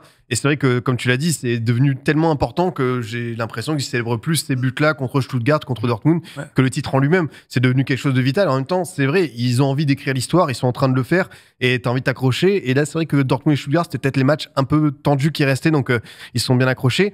Après, il faut pas non plus, tu vois, que ça devienne pas une obsession, mais un truc qui les sorte à chaque fois de leur match, tu vois, de se mettre un peu trop. Je pense que l'objectif, ça reste le triplé. S'il y a le triplé et 1 ou 2 défaites, c'est plus important que juste le cerise sur le gâteau. Exactement. Ça sera. C'est vrai que quand tu arrives là, qu'il te reste 6 matchs du coup, s'ils vont au bout en Europa, oui, évidemment, tu as envie de t'accrocher. Mais ouais, c'est fou, c'est comme il dit, Bruce. En plus, le temps additionnel, tu vois, tu étais à la 95e, le temps que la touche se fasse, tu à la 95e 30, il y avait 5 minutes de temps additionnel, tu dis l'arbitre aurait pu siffler avant. Et c'est vrai que sur le coup franc, moi je l'avais annoncé, je me suis dit, mais il va avoir but, en fait, c'est normal, c'est scripté. Tellement du déjà vu. Et voilà, c'est la confiance en plus, elle vient. Tu sais que Xabi Alonso va rester, tu as déjà le titre qui est en poche. Et par contre, tu as dit quelque chose de très juste, le double match contre la Roma va être très intéressant parce que la Roma les a déjà sortis l'an dernier, c'est une équipe qui va être embêtante à jouer. Derrière, donc, ils sont à droit devant, faut pas faire une erreur la Roma. Ça va être intéressant, mais comme il le dit, voilà. Noah dans le chat, le scénario contre Karabakh, quoi, t'es mené 2-1. Patrick Schick, il met des buts à 93e, 97e. Ouais. Ça veut tout dire en fait. Et ils ont même ce truc maintenant, quelqu'un sur le chat le disait, désolé, je me rappelle plus de ton pseudo. Même les adversaires, ils s'y attendent tellement t'as l'impression que ça joue aussi sur les adversaires. Ça les fait peut-être un peu déjouer à un moment donné. Ils se disent, c'est pas possible, on va se prendre le but, genre on va pas battre. Et ça fait trembler un petit peu. Voilà. Excès d'attention. C'est comme un peu en Ligue des Champions, ou même quand t'es bien ou quoi, tu te dis oula. Et à quel moment ça va nous tomber sur la gueule, tu vois, ça fait un peu ça comme les Leverkusen, là, t'as l'impression, cette saison. Et même les adversaires, mine de rien, ils doivent y penser à quel moment on va se faire niquer, quoi. Ah, c'est fort. Franchement, c'est très très fort. Yous, un petit mot sur Leipzig-Dortmund. Alors, pas forcément sur le match en particulier, mais parce qu'on va en parler tout à l'heure, hein, bien entendu, pendant la partie de Champions League. Mais c'est juste, est-ce que cette défaite-là, face à Leipzig, avant le rendez-vous important contre le PSG, est à prendre en compte? Ah bah clairement, hein, c'est toujours bien de se rassurer. Et puis, moi, je crois pas trop à la logique du il faut laisser le championnat, il faut laisser ça pour se concentrer sur la coupe ou l'inverse. Je pense qu'il y a des dynamiques. Et les matchs du championnat qui arrivent avant les compétitions européennes, elles font partie de cette dynamique et perdre comme ça à l'extérieur dans un match test, évidemment que c'est pas un bon signal. Et puis là, tu vas jouer à Paris qui est autrement supérieur à Leipzig, je pense qu'on peut le dire. Hein. Et non, clairement, c'est pas. Tu te prépares pas sereinement en faisant. Son casse-cou, je trouve, Leipzig à jouer. C'est pas toujours parfait. Non, c'est le Real. Tu vois les 2 matchs qu'ils avaient fait contre le Real, ils avaient pris cher. Ils s'en sortent bien. Leipzig, c'est une équipe qui va avoir du déchet devant, mais il y a du rythme, ça attaque tout le temps, ça se projette. Ils sont trop chiants à jouer, je trouve. Bon, rendez-vous de demain. Ouais, c'est ça. Tranquillement. De toute façon, rendez-vous bien pris, hein, Youss. T'as pris ta place, hein. C'est bon, hein. Non. Ah, non, t'as pas. J'ai pas envie de voir ça de mes propres yeux. Ah d'accord, ok, vraiment, jusqu'au bout. Je comprends.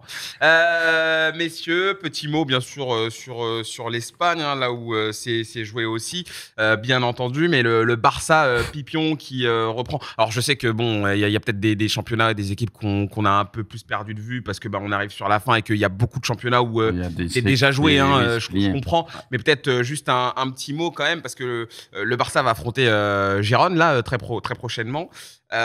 Et repasse devant en s'imposant 4-2 contre Valence. Mais oui, j'ai vu passer que Araujo on a encore fait une belle. C'est le fou de la Liga, quoi. Ah là, tu parles avec le fou de la Liga pour qu'il te tue pas, parce que ce qu'il est en train de faire avec son équipe, faut qu'il fasse gaffe, parce que là, ça fait plusieurs grosses erreurs. Et autant on a pu louer ce défenseur, autant là, il y a un mois qui vient de s'enchaîner pour lui qui est très compliqué. Donc il va peut-être falloir un petit peu se reposer.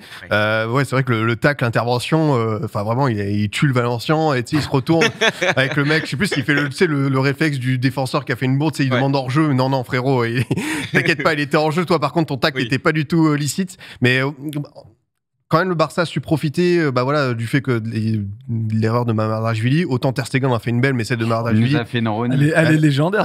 Celle-ci, voilà, la Roland, le petit piquet. C'est vrai que ce week-end, on était gratiné en erreur de gardien. Ouais. Mais voilà, à partir il y en a pas mal ces derniers temps. Parce que les gardiens prennent de plus en plus de risques. Tu vois, faut toujours ressortir propre, machin, ce que tu veux. Et c'est vrai que je trouve qu'il y a beaucoup d'erreurs. Par beaucoup d'entraîneurs. Et dans des gros clubs en plus, tu vois. Donc, ouais. Non, et voilà, Lewandowski a su mettre le triplé pour remettre les siens devant et aller chercher la victoire. Le coup franc est super beau d'ailleurs.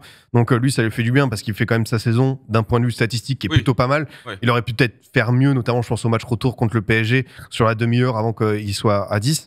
Mais voilà, on sait que comme tu as dit, le Barça va essayer d'aller chercher la deuxième place contre Gérone avec une belle finale qui arrive. Et le Real qui prépare bien sûr très très bien, qui a bien préparé son match de ce soir en s'imposant à l'extérieur contre la Real Sociedad en plus, 1-0 en faisant tourner tranquillou. Le Real content pour Arda Güler, c'est bien pour lui. Non, mais on parle souvent des jeunes joueurs et tout. Lui, c'est vrai qu'il y a beaucoup de Turcs qui réclamaient qu'Ancelotti le mette et tout. Il y a quand même une certaine hiérarchie. Ça va se mettre, mais c'est vrai que lui, c'était un gros talent Fenerbahçe avec la sélection. Et c'était bien, je pense, d'avoir cette première année d'adaptation. S'il part l'an prochain en prêt, ça m'étonnera pas, tu vois. Prêter, je pense aussi. Mais tu vois, sur ce qu'il montre, sur son temps de jeu, c'est quand même intéressant. Et ce but-là va lui faire un bien fou. En plus, il y a une anecdote où il disait, voilà, j'ose pas appeler Luka Modric et Toni Kroos par leur prénom parce que c'est des aînés. Du coup, je les respecte énormément et ça faisait bien plaisir quand il disait ça. Enfin, ça a l'air d'être un très très bon gamin, très bon jeune. C'est bien les jeunes qui respectent les anciens, parce que je dis pas que personne respecte un minimum, mais ça s'est un peu perdu avec le temps, tu vois. Non, mais c'est vrai. Nous, en tant que fossiles, on sait ça. mais même chez les joueurs de foot, je veux dire, à l'époque où Cristiano était jeune, par exemple, tu vois, à Manchester, tu vois ce que je veux dire. Fallait se faire accepter, tu respectais les anciens, c'était comme ça. Maintenant, dans le foot, les jeunes, très vite, ça veut prendre le pouvoir. Et des fois, même quand sur le terrain, tu vois, ça mérite pas de prendre le pouvoir du tout. C'est ça que je veux dire. C'est étape par étape. C'est bien quand il y a des jeunes comme ça qui respectent. C'est la bonne attitude. Moi, j'aime bien.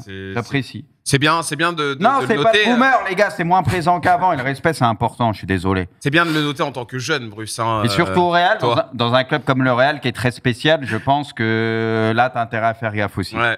Oui. Bruce, toi, en tant que jeune, hein, toi. Bien sûr. Moi, je respecte mes aînés. Tu respectes tes aînés, toi. Je respecte Hughes, par exemple.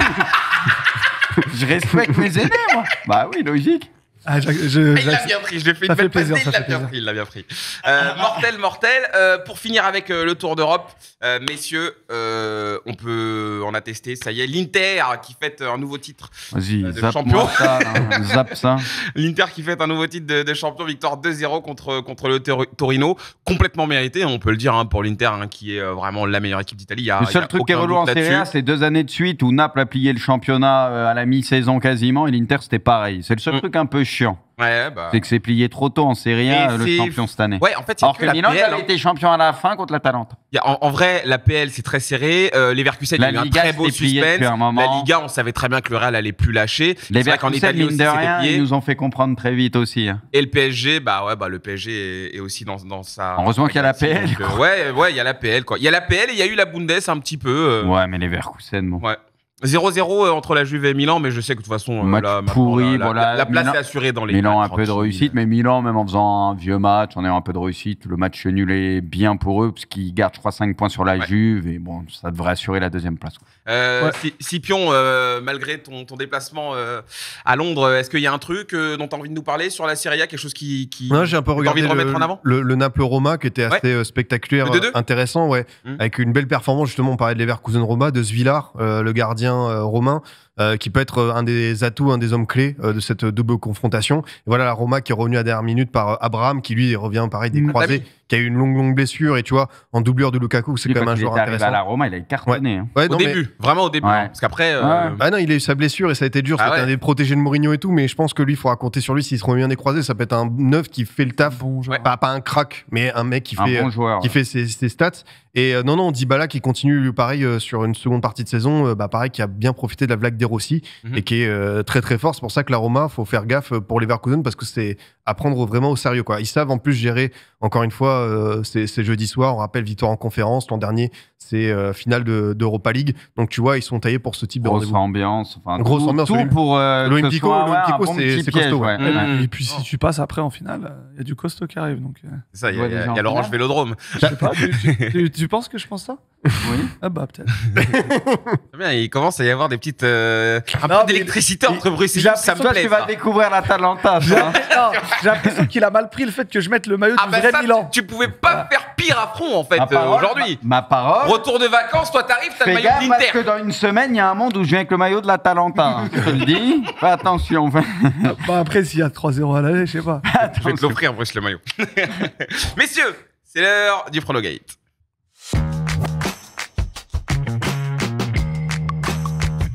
J'ai fait une voix de politique, pote. Tu peux partir là pour la séquence. Tu veux vraiment disparaître? Bah là, le classement, on m'a annoncé des trucs. C'est le classement de la honte. Je veux même pas voir ce que je veux voir.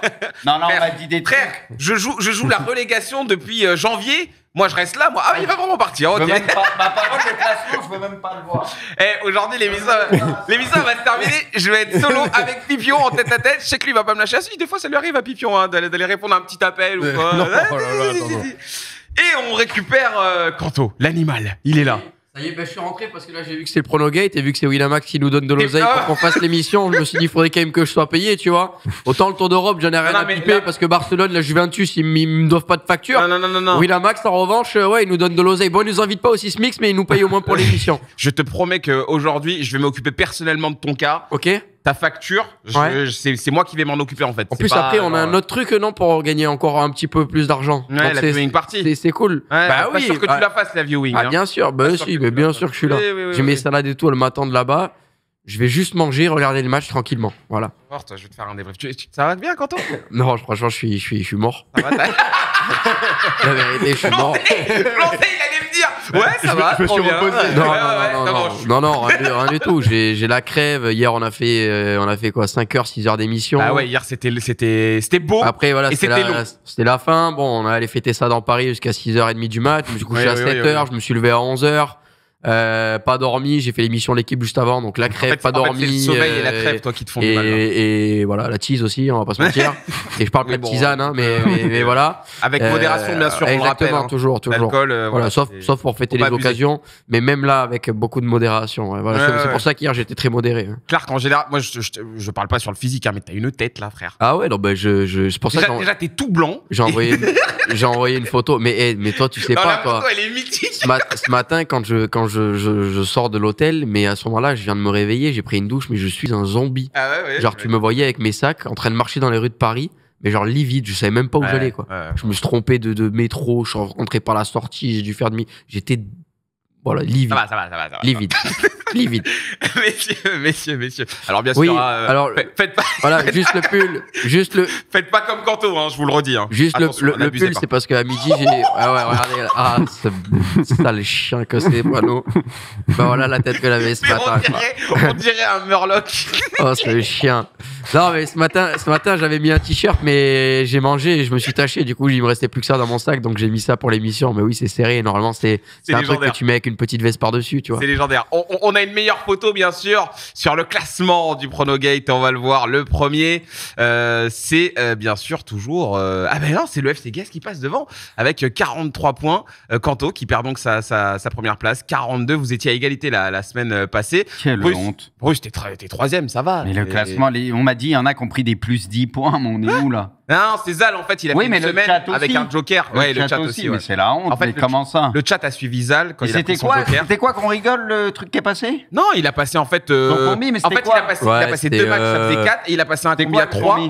Paris gagne à Barcelone avec but de... Non, c'était but de Kylian Mbappé et Vitinha, c'est quand on a fait la viewing partie. Ouais. Donc en gros, ça lui a fait un plus 10. Ouais, mais c'est le jeu, Bruce, tu peux pas lui reprocher. Hein. Il a joué son joker. Moi, je m'en fous, j'ai gagné mon maillot de tout à l'heure, je vais en regagner un de tout à l'heure, là, avec les pronos, là, mais tu sais que tu peux encore gagner. Hein. 10 points, on est où là sur des vieux trucs. Le Pronogate, maintenant, quand il suffit de trouver un buteur, tout à l'heure, voilà, je vais dire Harry Kane, il va marquer tranquillement, je vais prendre mon maillot, ce que j'aurais fait en 6 mois de Pronogate, tu vois. Ouais, c'est vrai. Attention, parce qu'il y a une histoire de cote aussi, hein. C'est pas joué, hein. C'est celui qui a la plus grosse cote. S'il y en a un qui oui. De toute façon, de manière générale, c'est toujours celui qui a la plus grosse qui l'emporte pour remporter le maillot. Bref, messieurs, pour les matchs de cette semaine, de la Ligue des Champions, bien sûr, de l'Europa League et de la Liga, Bayern-Real ce soir, Roma-Leverkusen, Marseille-Atalanta et bien entendu Gérone-Barcelone. Voici les pronos de toute la team. Un nul sur le match de l'Europa entre la Roma et Leverkusen. Il y a un peu plus de disparité sur le match de ce soir. Braque, Zal et Kanto voient Marseille s'imposer contre l'Atalanta. Bruce voit l'Atalanta. Voilà. Tu valides, hein, c'est bien ça. Hein. Oui, je valide. En mode, c'est une dinguerie. Non, je te demande, c'est pour être sûr, parce que des fois, il y a des dingueries. T'as mis Girone. Et j'ai tenté Girone, tout à fait. Sinon, Bruce, Scipion et Kanto partent sur le Barça pour le My Match. C'est très simple, le My Match. Hein, je vous rappelle, bien sûr, sur le site, vous pouvez combiner plusieurs sélections sur un même pari. Dortmund, PSG. Forcément, match de Ligue des Champions de demain soir. On vous proposera bien entendu un débrief de cette rencontre à 23h. À la fin du match, on se connecte sur la même chaîne pour vous donner nos réactions à chaud de cette rencontre. Donc ce sera un petit peu différent de ce qu'on fait d'habitude. Il y a une personne il y a même 3 personnes qui tentent la cote à plus de 5 qui peut rapporter donc 3 points. L'un d'entre nous voit Bradley Barcola marquer. Un autre voit Füllkrug et Kylian Mbappé marquer un but dans ce match-là. Et il y en a un autre qui voit Kylian Mbappé mettre un doublé ou plus dans cette rencontre. Et sinon, sur les autres, les 2 équipes marquent et le PSG qui s'impose, cote à 3,30, tenté par le deuxième My Matcher. Messieurs, apparemment, c'est très serré. Poineau, j'ai pas du tout le chat, donc je vois pas. C'est le deuxième My Match. Et c'est Zal, encore une fois, qui est choisi par le FC Guest. Le FC Guest, voilà, qui a décidé d'essayer de traquer Zal, qui apparemment rapporte beaucoup de points là, dans cette fin de saison. Il était toujours dans les bas-fonds, il a fait une remontée là. Ah, il a fait une vraie remontada, l'ami Zal. Et attention, je vous en ai pas parlé, mais on vous fait gagner des free bets ce soir. 2 fois 10 €. 2 free bets à remporter. Poineau, j'ai vraiment besoin de toi, encore une fois. J'ai pas le chat. Une question qui va partir dans le chat, elle est très très simple. Tu me dis dès que c'est le cas. N'efface pas la question, bien sûr, sur le conducteur, sinon ça va être compliqué. 10 € tribet, ça y est, elle est partie. Qui a marqué pour le Paris Saint-Germain lors du match de retour Dortmund-PSG en décembre? C'était bien Warren Zaïre-Emery. Ça a été trouvé sur le chat. Et les 2 premiers repartiront avec leur petit lot. Merci à notre partenaire Winamax. Bien entendu, nous on enchaîne avec la Ligue des Champions. On ouvre la boîte de Pandore.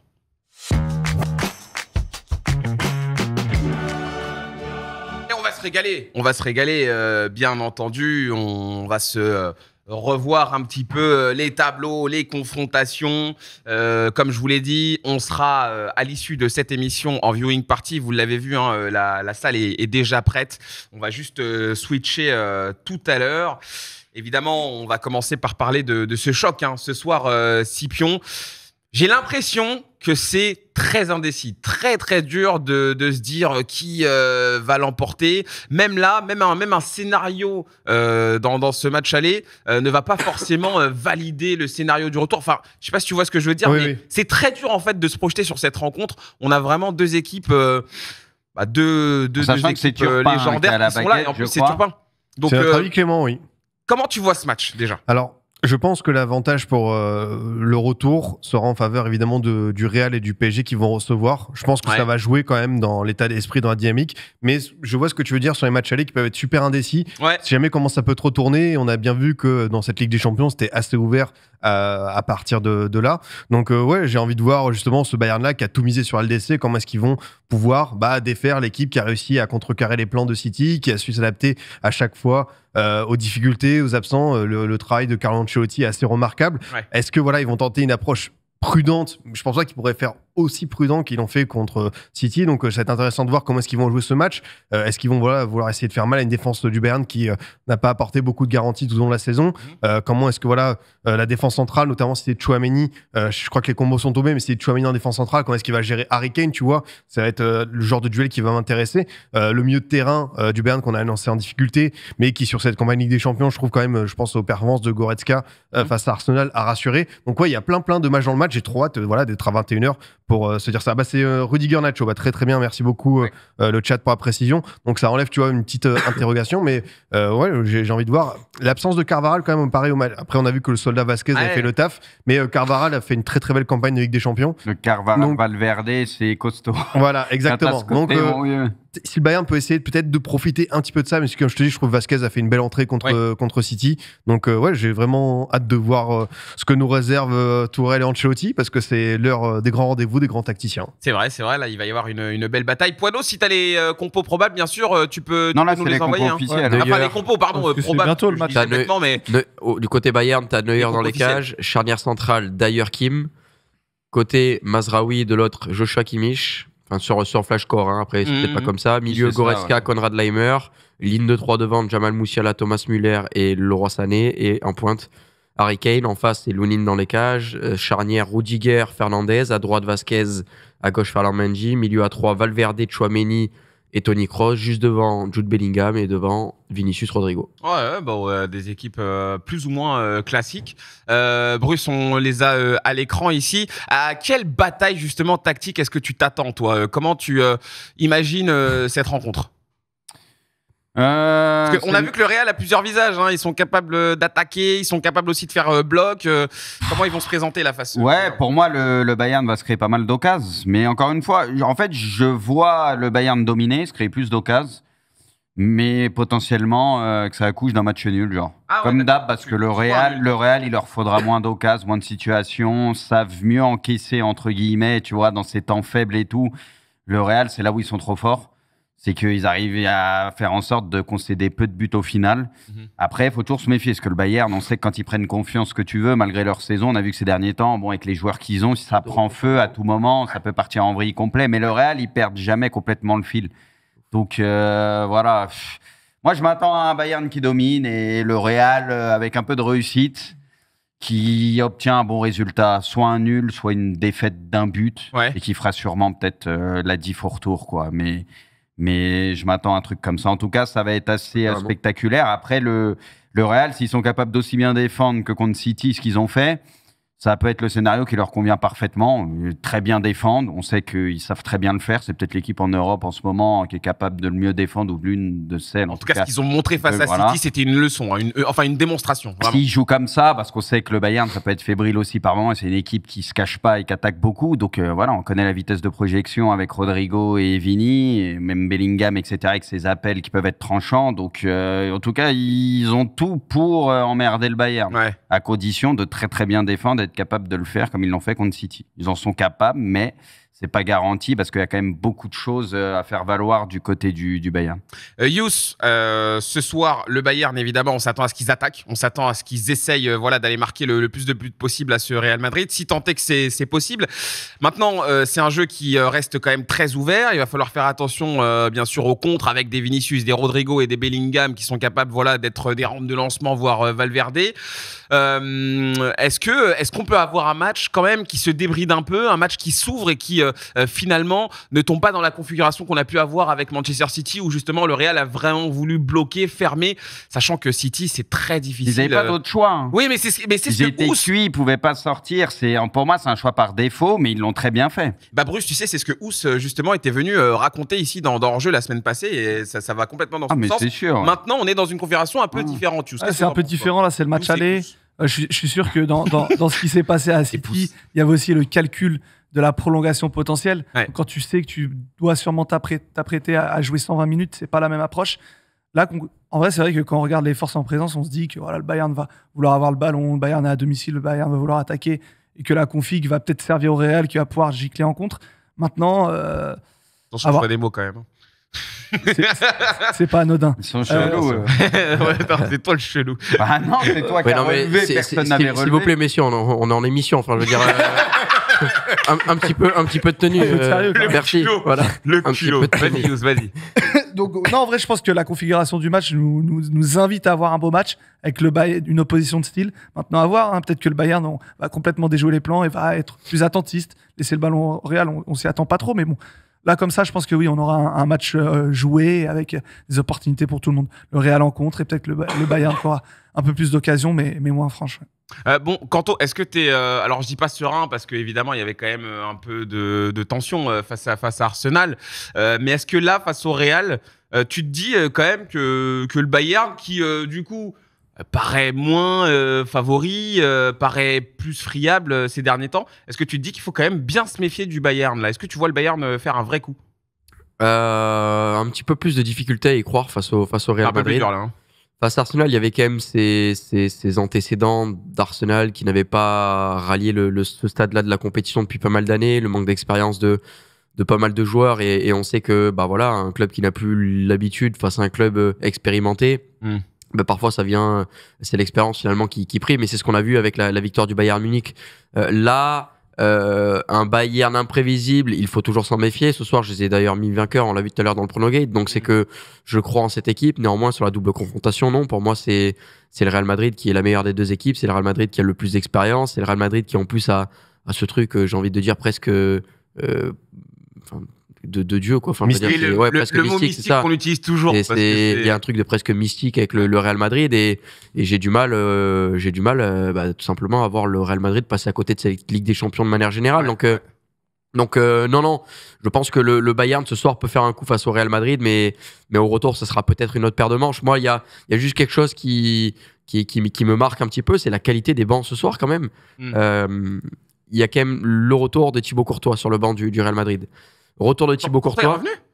Il est sur le banc ce soir. Il est sur le banc. Okay. T'as Eder Militao qui a repris et qui a joué d'ailleurs 90 minutes ce week-end et qui est sur le banc également. Luka Modric qui est là. Eduardo Camavinga sur le banc. Dani Ceballos, Brahim Diaz, Arda Güler, bref, José Lu. T'as quand même du très beau monde côté Real Madrid. Et c'est pareil, côté Bayern, on a bench Davis à la place de Mazraoui, t'as du Guerrero, t'as du Niabri, t'as Dayot Upamecano également qui s'est fait mettre de côté, t'as Matistel. Enfin, je veux dire, il y a une dimension tactique sur le terrain, mais il y aura un vrai choix de la part des entraîneurs pour pouvoir faire évoluer leur dispositif pendant la rencontre et surtout un vrai choix de changement de joueurs à faire pour essayer de faire basculer la rencontre dans un sens ou dans l'autre. Donc pour moi, ça sera pas seulement un combat tactique sur le terrain, mais ça sera un combat tactique vraiment en permanence parce qu'il y a des solutions pour pouvoir changer de système quasiment en permanence, quoi. Ouais, non, en tout cas, messieurs, j'ai tous vos avis sur le match de ce soir. Rendez-vous dès 21h, bien sûr. On va regarder ça ensemble avec vous. On a encore d'autres petits sujets à traiter, d'autres choses à voir. Il nous reste à parler du match du PSG et on va aussi avoir un mot sur le match de l'OM. On sera avec Elvin qui va justement nous parler de l'Atalanta. Comme ça, on va avoir vraiment toutes les billes pour se préparer sur ces rencontres-là. Alors, déjà, sur le PSG, messieurs, soyons courts. On n'a pas besoin d'être très long puisque demain, je pense qu'on aura le temps d'en parler après la rencontre. Bruce, on commence avec toi forcément. Dortmund PSG à l'extérieur. Est-ce que là, clairement, le PSG a ce truc, ce coup à jouer parce que forcément, sur le papier, je pense que t'es quand même un peu plus favori que Dortmund. Mais est-ce que là, il faut déjà faire un gros coup sur ce match aller pour toi?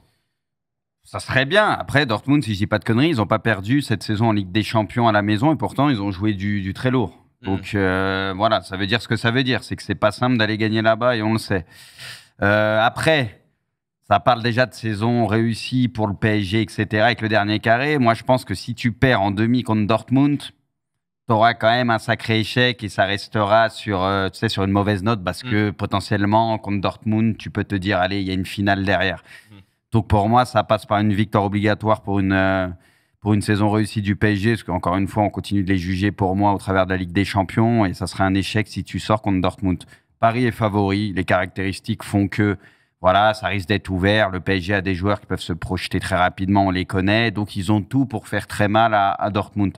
Après, sur l'aller, moi, je pense que c'est plus au retour, en fait, où le PSG pourra faire une grosse diff. À l'aller, je vois pas forcément Dortmund perdre, comme je l'ai dit, parce que chez eux, force est de constater que c'est dur d'aller les prendre et que, voilà, c'est une équipe... Même si là, en championnat, ils se sont fait un peu cartonner. Il y a deux visages de Dortmund. En Ligue des Champions, cette année, regarde les équipes qu'ils ont sorties, ce qu'ils ont fait, on peut compter sur eux. En championnat, oui, ils sont 5e, c'est pas pour rien, c'est très irrégulier, ils peuvent prendre l'eau par moment, mais on les a déjà vus faire des gros matchs aussi en Ligue des Champions.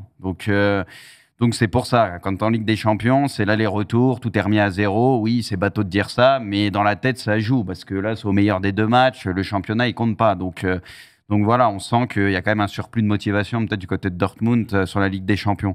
Puis ça peut complètement sauver leur saison. Puis ils gagnent beaucoup d'oseille, je crois qu'ils ont déjà gagné plus de 100 millions. Donc c'est pas rien. Et même si du côté du PSG, on se dit, c'est voilà, de jouer Dortmund en demi, c'est pas que c'est inespéré, mais c'est quand même un bon tirage sur le papier. En vue de la finale, Dortmund se dit la même chose aussi, je pense, d'une certaine manière, de jouer le PSG en demi de Ligue des Champions. Je veux dire, tu joues pas le Real ou quoi, tu te dis, potentiellement, pourquoi pas nous. Donc, on peut le voir aussi de ce côté-là. Donc, je m'attends à un match très disputé. Dortmund qui va se créer son lot d'occasions aussi, parce que c'est une équipe qui peut marquer de différentes manières. On sait avec Füllkrug, au niveau de la tête, les frappes de balles aussi avec les Sabitzer, qui tu veux, ça n'hésite pas d'allumer. Il y a de la vitesse aussi, de la percussion. Je m'attends à un match très ouvert, avec beaucoup d'occasions des deux côtés. Et donc, ça sera l'équipe la plus réaliste. Moi, je pense qu'il y aura des occasions des deux côtés. Ça sera à peu près kiff-kiff. Mais il y aura peut-être une équipe un peu plus clutch à ce niveau-là. Et c'est celle qui l'emportera. Mais encore une fois, je donne quand même un avantage au PSG sur la double confrontation, surtout sur le retour, où je pense que Paris sera capable de faire la diff. Ouais. Comment tu vois justement, Scipion, toi, le PSG se présenter dans cette rencontre-là? Est-ce que tu les vois plutôt, justement, un petit peu à l'inverse de ce que dit Bruce, essayer... peut-être d'un peu plus défendre, sachant que Dortmund c'est une équipe qui à tout moment peut vraiment mettre le feu dans un match, donc essayer d'être un peu prudent, d'être préventif, ou est-ce que tu vois le PSG vraiment jouer le coup pour essayer d'entrer de jeu, de gagner là-bas? J'imagine un match moins fou que celui qu'on avait vu en décembre dernier pour le Signal Iduna Park, mais je pense que ça restera quand même un match assez dingue. Parce que je m'explique, parce que là, il y avait un grand jeu, il y avait de la pression, mais Dortmund, en fait, ferme jamais le jeu. Et côté PSG, tu as des joueurs pour faire tellement mal en contre, en transition. Je pense que ça va être la même équipe à peu près. Alors oui, comme le dit le chat, il y a une incertitude sur Nuno Mendes côté gauche, mais sinon, je vois bien le trio Barcola, Dembélé, Mbappé. Et ces trois-là, Dortmund laisse quand même pas mal d'espace. Mais voilà, faudra en profiter. Mais ce qui est sûr, c'est que Lucho, Luis Enrique, il va pas vouloir gérer, temporiser. S'il peut aller chercher une grosse victoire, je pense qu'il va essayer d'aller faire ce coup-là. Il s'est rendu compte que contre Barcelone, il a tenté quelque chose avec Asensio en faux neuf, ça n'a pas marché. Tu vois, il a essayé de rectifier ça. Le match d'après, il a bénéficié du coup d'Araujo. Mais là, pour le coup, franchement, Dortmund, faut pas hésiter, quoi. Il y a clairement la place. Mais ce que dit Bruce, c'est vrai, faut pas non plus sous-estimer Dortmund. Ils ont eu des adversaires. Paris, c'est pas infaillible aussi. On voit cette saison. Dans le groupe de la mort, l'Atlético, en perdant à l'aller, ils se font ça au retour. Donc, il y a quand même des joueurs à surveiller comme Brandt, comme Füllkrug. C'est vrai qu'il peut marquer un petit peu dans toutes les positions. On a Sabitzer que j'ai trouvé énorme contre Atlético et normalement qui devrait être de retour. Il y a Mats Hummels aussi qui devrait être plutôt là. Madsen et tout sur les côtés, où c'est pas mal aussi. Madsen qui est une top recrue. Donc en vrai, Dortmund aura des arguments. Le discours, c'est toujours le même, quoi. C'est sûr que quand tu arrives dans cette demi-finale Ligue des Champions et que tu as Dortmund en face, par rapport à ce qu'ils ont fait, tu te dis, tiens, c'est quand même pas mal. Mais c'est une équipe qui est tellement imprévisible que tu es obligé de la respecter. Je crois que Luis Enrique prendra pas ce rendez-vous à la légère. Intéressant d'avoir vos avis à vous. Je vais demander aux Marseillais, quand même, qui voient sur cette rencontre. Yous, là, je suis perdu parce qu'avec ce qu'a dit Scipion, j'ai envie d'y croire. Là, je suis à fond, là, en fait. Non, en vrai, c'est vrai que là, on se dit que la défense de Dortmund est peut-être un peu friable. Potentiellement, il y aura des espaces et la configuration idéale pour le PSG. Mais j'ai du mal à croire que Dortmund fonce tête baissée dans une demi-finale. Pour moi, c'est un contexte complètement différent. À mon avis, ils seront peut-être ils vont mettre un peu le frein à main et avoir en fonction de l'évolution je les vois pas laisser les portes ouvertes. Tu vois quand même un match un peu tactique, toi, de la part de Dortmund. Ils vont rentrer comme des fous, à essayer de les étouffer, à essayer de mettre beaucoup d'intensité, aller les chercher haut. Sans ballon, je pense qu'ils vont aller chercher, mais je suis pas sûr qu'ils mettent énormément de joueurs devant quand ils l'auront. À mon avis, ils vont avoir ces peurs des transitions. Je pense pas qu'ils prennent autant de risques ici parce que Enfin voilà, tu peux te faire plier ta double confrontation si t'as Mbappé qui décide de t'en mettre 3 en contre-attaque ou d'autres d'ailleurs. Donc je pense pas qu'il parte avec ces intentions-là maintenant.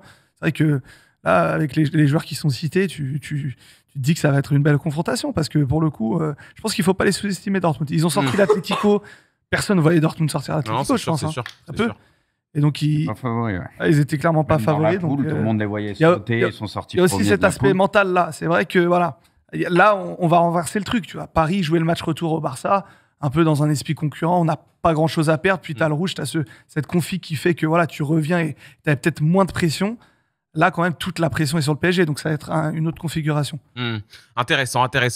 Kanto, je finis avec toi sur Paris. T'es un peu du même avis que Yous, toi. Toi, tu penses que Dortmund va quand même essayer de gérer cette rencontre quelque part, ou alors tu vois quand même un match bien ouvert avec deux équipes qui jouent pour gagner? Je pense qu'ils ont quand même jouent toujours pour gagner. Bah, ils ont quand même plutôt intérêt à faire un résultat à l'aller quand même chez eux, de mettre la pression à cette équipe du Paris Saint-Germain plutôt que de vouloir être plutôt dans la gestion et d'aller voyager derrière au Parc des Princes. Ça reste quand même compliqué en Coupe d'Europe d'aller gagner à l'extérieur. Pour autant, cette équipe de Paris, pour moi, comme l'a dit Bruce sur la double confrontation, elle est bien favorite. Je les vois même se qualifier. Néanmoins, en face, il y a cette équipe de Dortmund aussi avec une saison un petit peu inexplicable, avec des performances qui ont évolué au fil de la saison. Ils étaient dans cette poule et ils ont fait finalement peut-être le pire match et leur seul mauvais match en Ligue des Champions de toute leur campagne lors de la première rencontre face au Paris Saint-Germain où ils avaient perdu. Puis derrière, on a vu qu'ils sont montés crescendo petit à petit jusqu'à l'élimination récente de l'Atlético Madrid. Donc, quoi qu'il arrive, c'est une équipe qui va devoir, dont il va falloir se méfier, parce qu'on a vu qu'il y a un pouvoir offensif et surtout cette capacité à pouvoir alerter les défenses adverses via vraiment les divers horizons et les divers fronts de l'attaque. Et puis ça peut venir de la droite, de la gauche. Il y a un buteur fulcro qui est en confiance en ce moment, Julian Brandt qui est en train de monter en puissance. Ouais. Et derrière, ils peuvent aussi être assez solides. Donc il va pas falloir prendre le match du mauvais bout, ni d'un côté ni de l'autre. Et je pense que ça sera une grande rencontre. Moi, même si tout le monde pense que le PSG et le Borussia sont voilà, deux équipes moyennes pour beaucoup, de ce que j'entends, surtout en parlant du Borussia. Moi, je pense que ça sera quand même une rencontre de qualité. Ouais, ça va être intéressant. On en reparlera bien entendu mercredi soir. Dès 23h pour un joli débrief. Alors, on va terminer cette émission par parler de l'Olympique de Marseille. Et en plus, on est avec Elvin qui est un peu notre spécialiste Serie A qui nous fait toujours le plaisir de venir nous raconter un petit peu ce qui se passe du côté de l'Italie. Elvin, Scudetto ou pas Scudetto? Scudetti. Hello les amis, comment ça va? Salut Elvin, ça va super. Merci beaucoup d'être là. On se dirige vers une rencontre très intéressante, Marseille contre l'Atalanta. Et forcément, on voulait avoir ton insight, ta vision sur cette équipe pour un petit peu savoir à quoi s'attendre et comment se préparer justement pour affronter cette équipe. Qu'est-ce que tu peux nous dire déjà pour commencer sur l'Atalanta qui est toujours, qui est là en Serie A quand même, faut le noter. Bon, 6e là, mais je veux dire, ils sont toujours parmi les équipes les plus intéressantes d'Italie. Ouais, c'est une équipe qui est là dans le haut de tableau depuis, on va dire, 4-5 ans désormais. Il a quand même fait une demi-finale de Ligue des Champions. Donc, il y a un peu plus d'expérience que Marseille. C'est une équipe avec une vraie identité depuis plusieurs années, avec un entraîneur qui pratique un foot quand même extrêmement attractif. Une équipe qui vient chercher homme à homme, qui aime très peu laisser d'espace, qui est forte offensivement, parce qu'honnêtement, elle a des joueurs d'une grande qualité. Skamack qui est en forme, mais Kopp Miners qui est vraiment très très bon, Pasalic, etc. Donc, je dirais que l'Atalanta est favorite. Mais il y a quand même une carte à jouer pour Marseille, surtout au Vélodrome, le match aller. On sait que c'est une ambiance fabuleuse. On sait que ça va se jouer très certainement aussi dans ce type de contexte. Mais voilà, ça va pas être un match simple. Et je vois même l'Atalanta collectivement et individuellement plus forte que l'OM. Là, tu as parlé de quelques joueurs. Dans quel secteur est-ce que l'OM va devoir vraiment se méfier de cette équipe-là? Évidemment, tu as parlé de l'aspect offensif de l'Atalanta, mais est-ce qu'il y a des joueurs comme ça qu'on ne regarderait pas au premier coup d'œil qui vont pourtant demander quand même pas mal d'attention de la part des joueurs de l'OM? Si je t'en dis un, c'est Koopmeiners, parce que c'est le danger numéro 1. C'est le joueur avec la plus grande valeur marchande, mais surtout le plus fort techniquement parlant. Il peut te déclencher une frappe de 50 mètres, comme te délivrer un caviar, comme te dribbler 2 joueurs. Il est tellement complet. Maintenant, c'est une équipe qui peut très bien défendre, comme très bien repartir en contre. En phase de transition. Je sais pas comment Gasperini va aborder cette rencontre, mais c'est une équipe qui, si tu leur laisses le moindre espace, généralement, ça peut faire très très mal. Il y a ce match face à la Fiorentina en Coupe d'Italie la semaine dernière, demi-finale retour, où la Fiorentina, dans les dernières minutes, s'expose à un contre, et ça n'a pas pardonné. La Fiorentina a mis 2 buts dans le temps additionnel, 2 buts sur contre. Donc c'est une équipe qui va tellement vite vers l'avant, avec tellement de joueurs de qualité, et en plus, en ce moment, elle a un numéro 9 qui fonctionne tellement bien, qui est tellement en forme, comme Scamac, que ça va être très compliqué de ne pas encaisser de but face à cette DA. Elvin, depuis tout à l'heure, tu nous parles de cette Atalanta qui, moi, quand je regarde au classement, je les vois 6e. Je vois qu'il y a une période qui était pas folle, et tu m'en parles comme c'était le Real Madrid avec les Galactiques de Ronaldo, de Raúl, de Morientes. Donc voilà, j'ai envie de te poser une question. Pourquoi il y a eu cette mauvaise période, et finalement, quels sont aussi les défauts de cette équipe de l'Atalanta? Ils sont pas premiers avec 20 points d'avance, donc c'est qu'il y a aussi des défauts. Mais là, ils sont sur une très bonne série. Oui, je sais, j'ai regardé, mais voilà, il y a quand même des points faibles nécessairement. Non, oui, c'est pas le Real Madrid. Il y a eu un trou d'air où à un moment l'Atalanta avait un petit peu perdu son identité. C'était une équipe qui défensivement concédait beaucoup, justement, qui arrivait moins à être flamboyante, où on a limite pensé si c'était la fin de l'ère Gasperini, parce qu'il n'arrivait plus à retrouver ce qu'il avait construit avec cette équipe. Et puis ce qui est fort, c'est qu'il y a une réaction, et depuis cette réaction, depuis on va dire 4-5 mois, l'Atalanta est redevenue une équipe extrêmement compétitive. C'est pas un hasard si à l'heure actuelle elle est en course pour se qualifier pour la Ligue des Champions. Certes, la Serie A est techniquement parlant un championnat médiocre, je le dis, mais il y a quand même un championnat extrêmement serré avec des équipes qui se battent. Voilà, il y a 3-4 équipes qui vont se battre encore pour le top 4, et l'Atalanta est là, et chaque saison elle est là. Donc techniquement parlant, selon moi, c'est une équipe qui est supérieure à Marseille, donc ça va être difficile de rivaliser là-dessus pour l'OM. Maintenant, ça va être dans le caractère. Je veux dire, Marseille, c'est pas une équipe de peintres. C'est une équipe qui a montré qu'elle a largement la capacité de bien faire, surtout offensivement. Alors oui, c'est une équipe qui a des lacunes, mais si tu rentres au contact, si tu vas chercher homme à homme cette équipe de Gasperini, si tu leur enlèves certains points de référence, Marseille a vraiment de quoi faire de bonnes choses. Maintenant, ça, c'est sûr que ça va être compliqué face à une Atalanta qui est en forme à l'heure actuelle. Et là, ce que tu disais, c'est là où moi je me fais du souci pour Marseille, c'est que Marseille, il y a souvent des espaces, justement. Et c'est là où l'Atalanta peut être très fort, c'est que Marseille peut laisser des espaces, et comme il le disait, c'est là où ils peuvent faire très mal à l'Atalanta. Moi, c'est là où j'ai beaucoup de crainte pour Marseille, justement, c'est que des fois, je vois des boulevards, et notamment au milieu et tout, et si tu laisses ça à eux, à la vitesse où ça se projette, c'est sûr qu'au bout d'un moment, ils vont te punir. Hein. Tu vas flancher. Et l'ami Fabinho, j'ai posé une question à Alvin. Je n'ai pas fait d'analyse.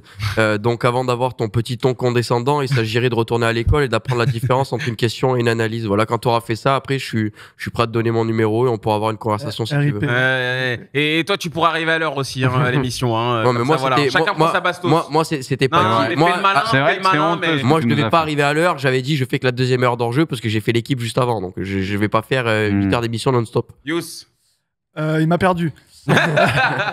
Non, Elvin, enfin, pour revenir à la défense de l'OM, par exemple, on a vu contre Lens que l'OM a réussi à pas trop concéder, à jouer un peu plus bas et à jaillir en contre. Je pense que ça peut être une des formules contre l'Atalanta. Après, tu as le dilemme parce que tu joues à domicile. Bien sûr, tu as envie de les serrer au cou, tu as envie de mettre de l'ambiance dans le stade. Te découvrir. Voilà. Et la punition qui arrive derrière.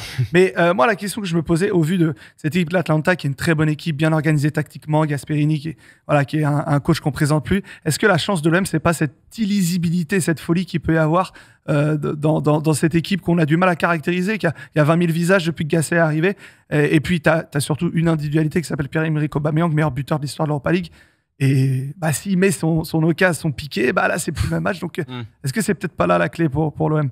Elvin. Non, moi je suis globalement d'accord. Quand tu regardes le match face à Benfica, au match retour au Vélodrome où Marseille doit absolument marquer pour se qualifier. Il y a eu notamment une première mi-temps où on s'est tous emmerdés parce que l'OM n'arrivait pas à emballer cette rencontre. Benfica était tout sauf exceptionnel. Mais c'est Marseille qui devait faire le match et Marseille n'arrivait pas à emballer la rencontre. Et il y a eu un moment où Marseille a pris le dessus. Tu sentais le stade qui était derrière les joueurs. Et c'est pour ça que je t'ai dit le match aller au Vélodrome, qui est souvent le match aller, un match piège parce que tu reçois l'équipe à domicile, l'équipe que tu affrontes, tu la reçois à domicile. Mais là, ça peut être un vrai atout, justement. Mettre dans de mauvaises conditions l'Atalanta. Et cette saison, l'équipe de Gasperini a été en difficulté lorsque tu leur as enlevé les points de référence, lorsque tu as été les chercher haut, agressif, quand tu as mis un tout petit peu de pression. C'est surtout pas une équipe que tu dois attendre, que tu dois les laisser jouer. Honnêtement, c'est là-dessus que Marseille va devoir être très très bon. Scipio, t'as pas beaucoup entendu, toi. C'est quoi un petit peu les interrogations que t'as avant cette rencontre? Parce que bon, on se dit forcément qu'il y a un coup à jouer face à cette équipe de l'Atalanta, mais qu'il y a quand même pas mal de méfiance à avoir pour l'Olympique de Marseille. Non, quand je regardais les forces en présence, je me demande si le match va pas jouer peut-être au niveau des remplaçants. Où je trouve que l'Atalanta a peut-être un peu plus de profondeur de banc que l'OM. On sait que des fois, les entrants côté Marseille peuvent avoir une petite frustration. Et je trouvais que l'Atalanta, il faut avoir évidemment la forme physique, mais voilà, quand tu peux avoir Lookman, on peut avoir des joueurs de ce style-là qui peuvent apporter un petit truc.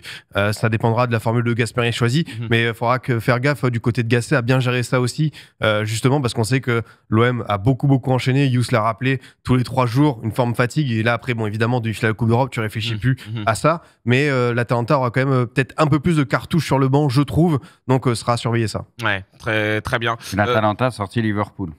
C'est pas faux. Soit dit en passant quand même. C'est pas faux, Bravo à eux. Alors, Elvin, on va leur redire bravo bientôt. Après avoir dit tout ça, Elvin, on va passer un peu à l'heure des pronos. Est-ce que tu as envie de te mouiller, toi, sur ce match-là?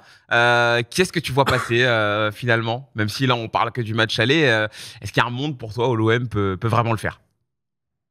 Au match aller, clairement. Mais clairement. Parce que je pense que Gasset va préparer... Gasset est un entraîneur qui, je sais, va très bien préparer ce match parce que justement, je pense qu'il va vouloir aller être très agressif face à l'Atalanta, ne pas leur laisser le moindre espace. Et généralement, c'est comme ça que tu les gênes. Donc honnêtement, au Vélodrome, je sens un coup. Je sais pas s'il y aura une victoire, mais je sens que Marseille peut faire quelque chose d'intéressant. Après, sur 2 matchs à Bergame, au Gewiss Stadium, c'est compliqué. Je te dirais que l'Atalanta est favorite sur les 2 matchs, mais je vois Marseille réaliser un coup à domicile jeudi. Intéressant. On a Yous là qui tient plus sur le plateau. Merci beaucoup, Elvin, que vous pouvez retrouver bien sûr sur Twitter, qui couvre justement la Serie A. Merci à toi et puis on s'en reparle de tout ça. On fera le bilan. Avec plaisir, les amis. Bonne soirée. Merci beaucoup, Elvin. Allez, messieurs, on est à 5 minutes de faire un petit break justement pour se préparer à aller. Regardez cette rencontre-là entre le Bayern et le Real. Petit prono, on va entériner les choses maintenant. Bruce, on commence avec toi, du coup, ce soir. Faut dire un score ou victoire nulle? Score ou c'est un peu comme tu veux d'ailleurs. En fait, moi, je vois un buteur. Je vois soit un partout, soit 2-1 pour le Bayern. Un partout, 2-1. J'hésite entre le nul ou la victoire du Bayern d'un but. Ok, d'accord. Mais vas-y, je vais rester sur le nul. Sur le nul. Allez, un partout. Kanto? Moi, je voyais bien 1-0 Bayern. 1-0 pour le Bayern. Ouais. Score très très court. Très serré, Petit écart. Très bien. Scipion? Moi, je vois une victoire du Real avec l'homme clutch, Rodrigo, qui va encore répondre présent. J'aime bien Rodrigo. C'est vrai qu'en ce moment, il fait kiffer. Ok, très bien. Et Yous? Ouais, une victoire du Real dans la Real Cup, 3-1. Dans la Real Cup. C'est à eux. Est-ce que tu les aimes, le Real aussi? Je les adore.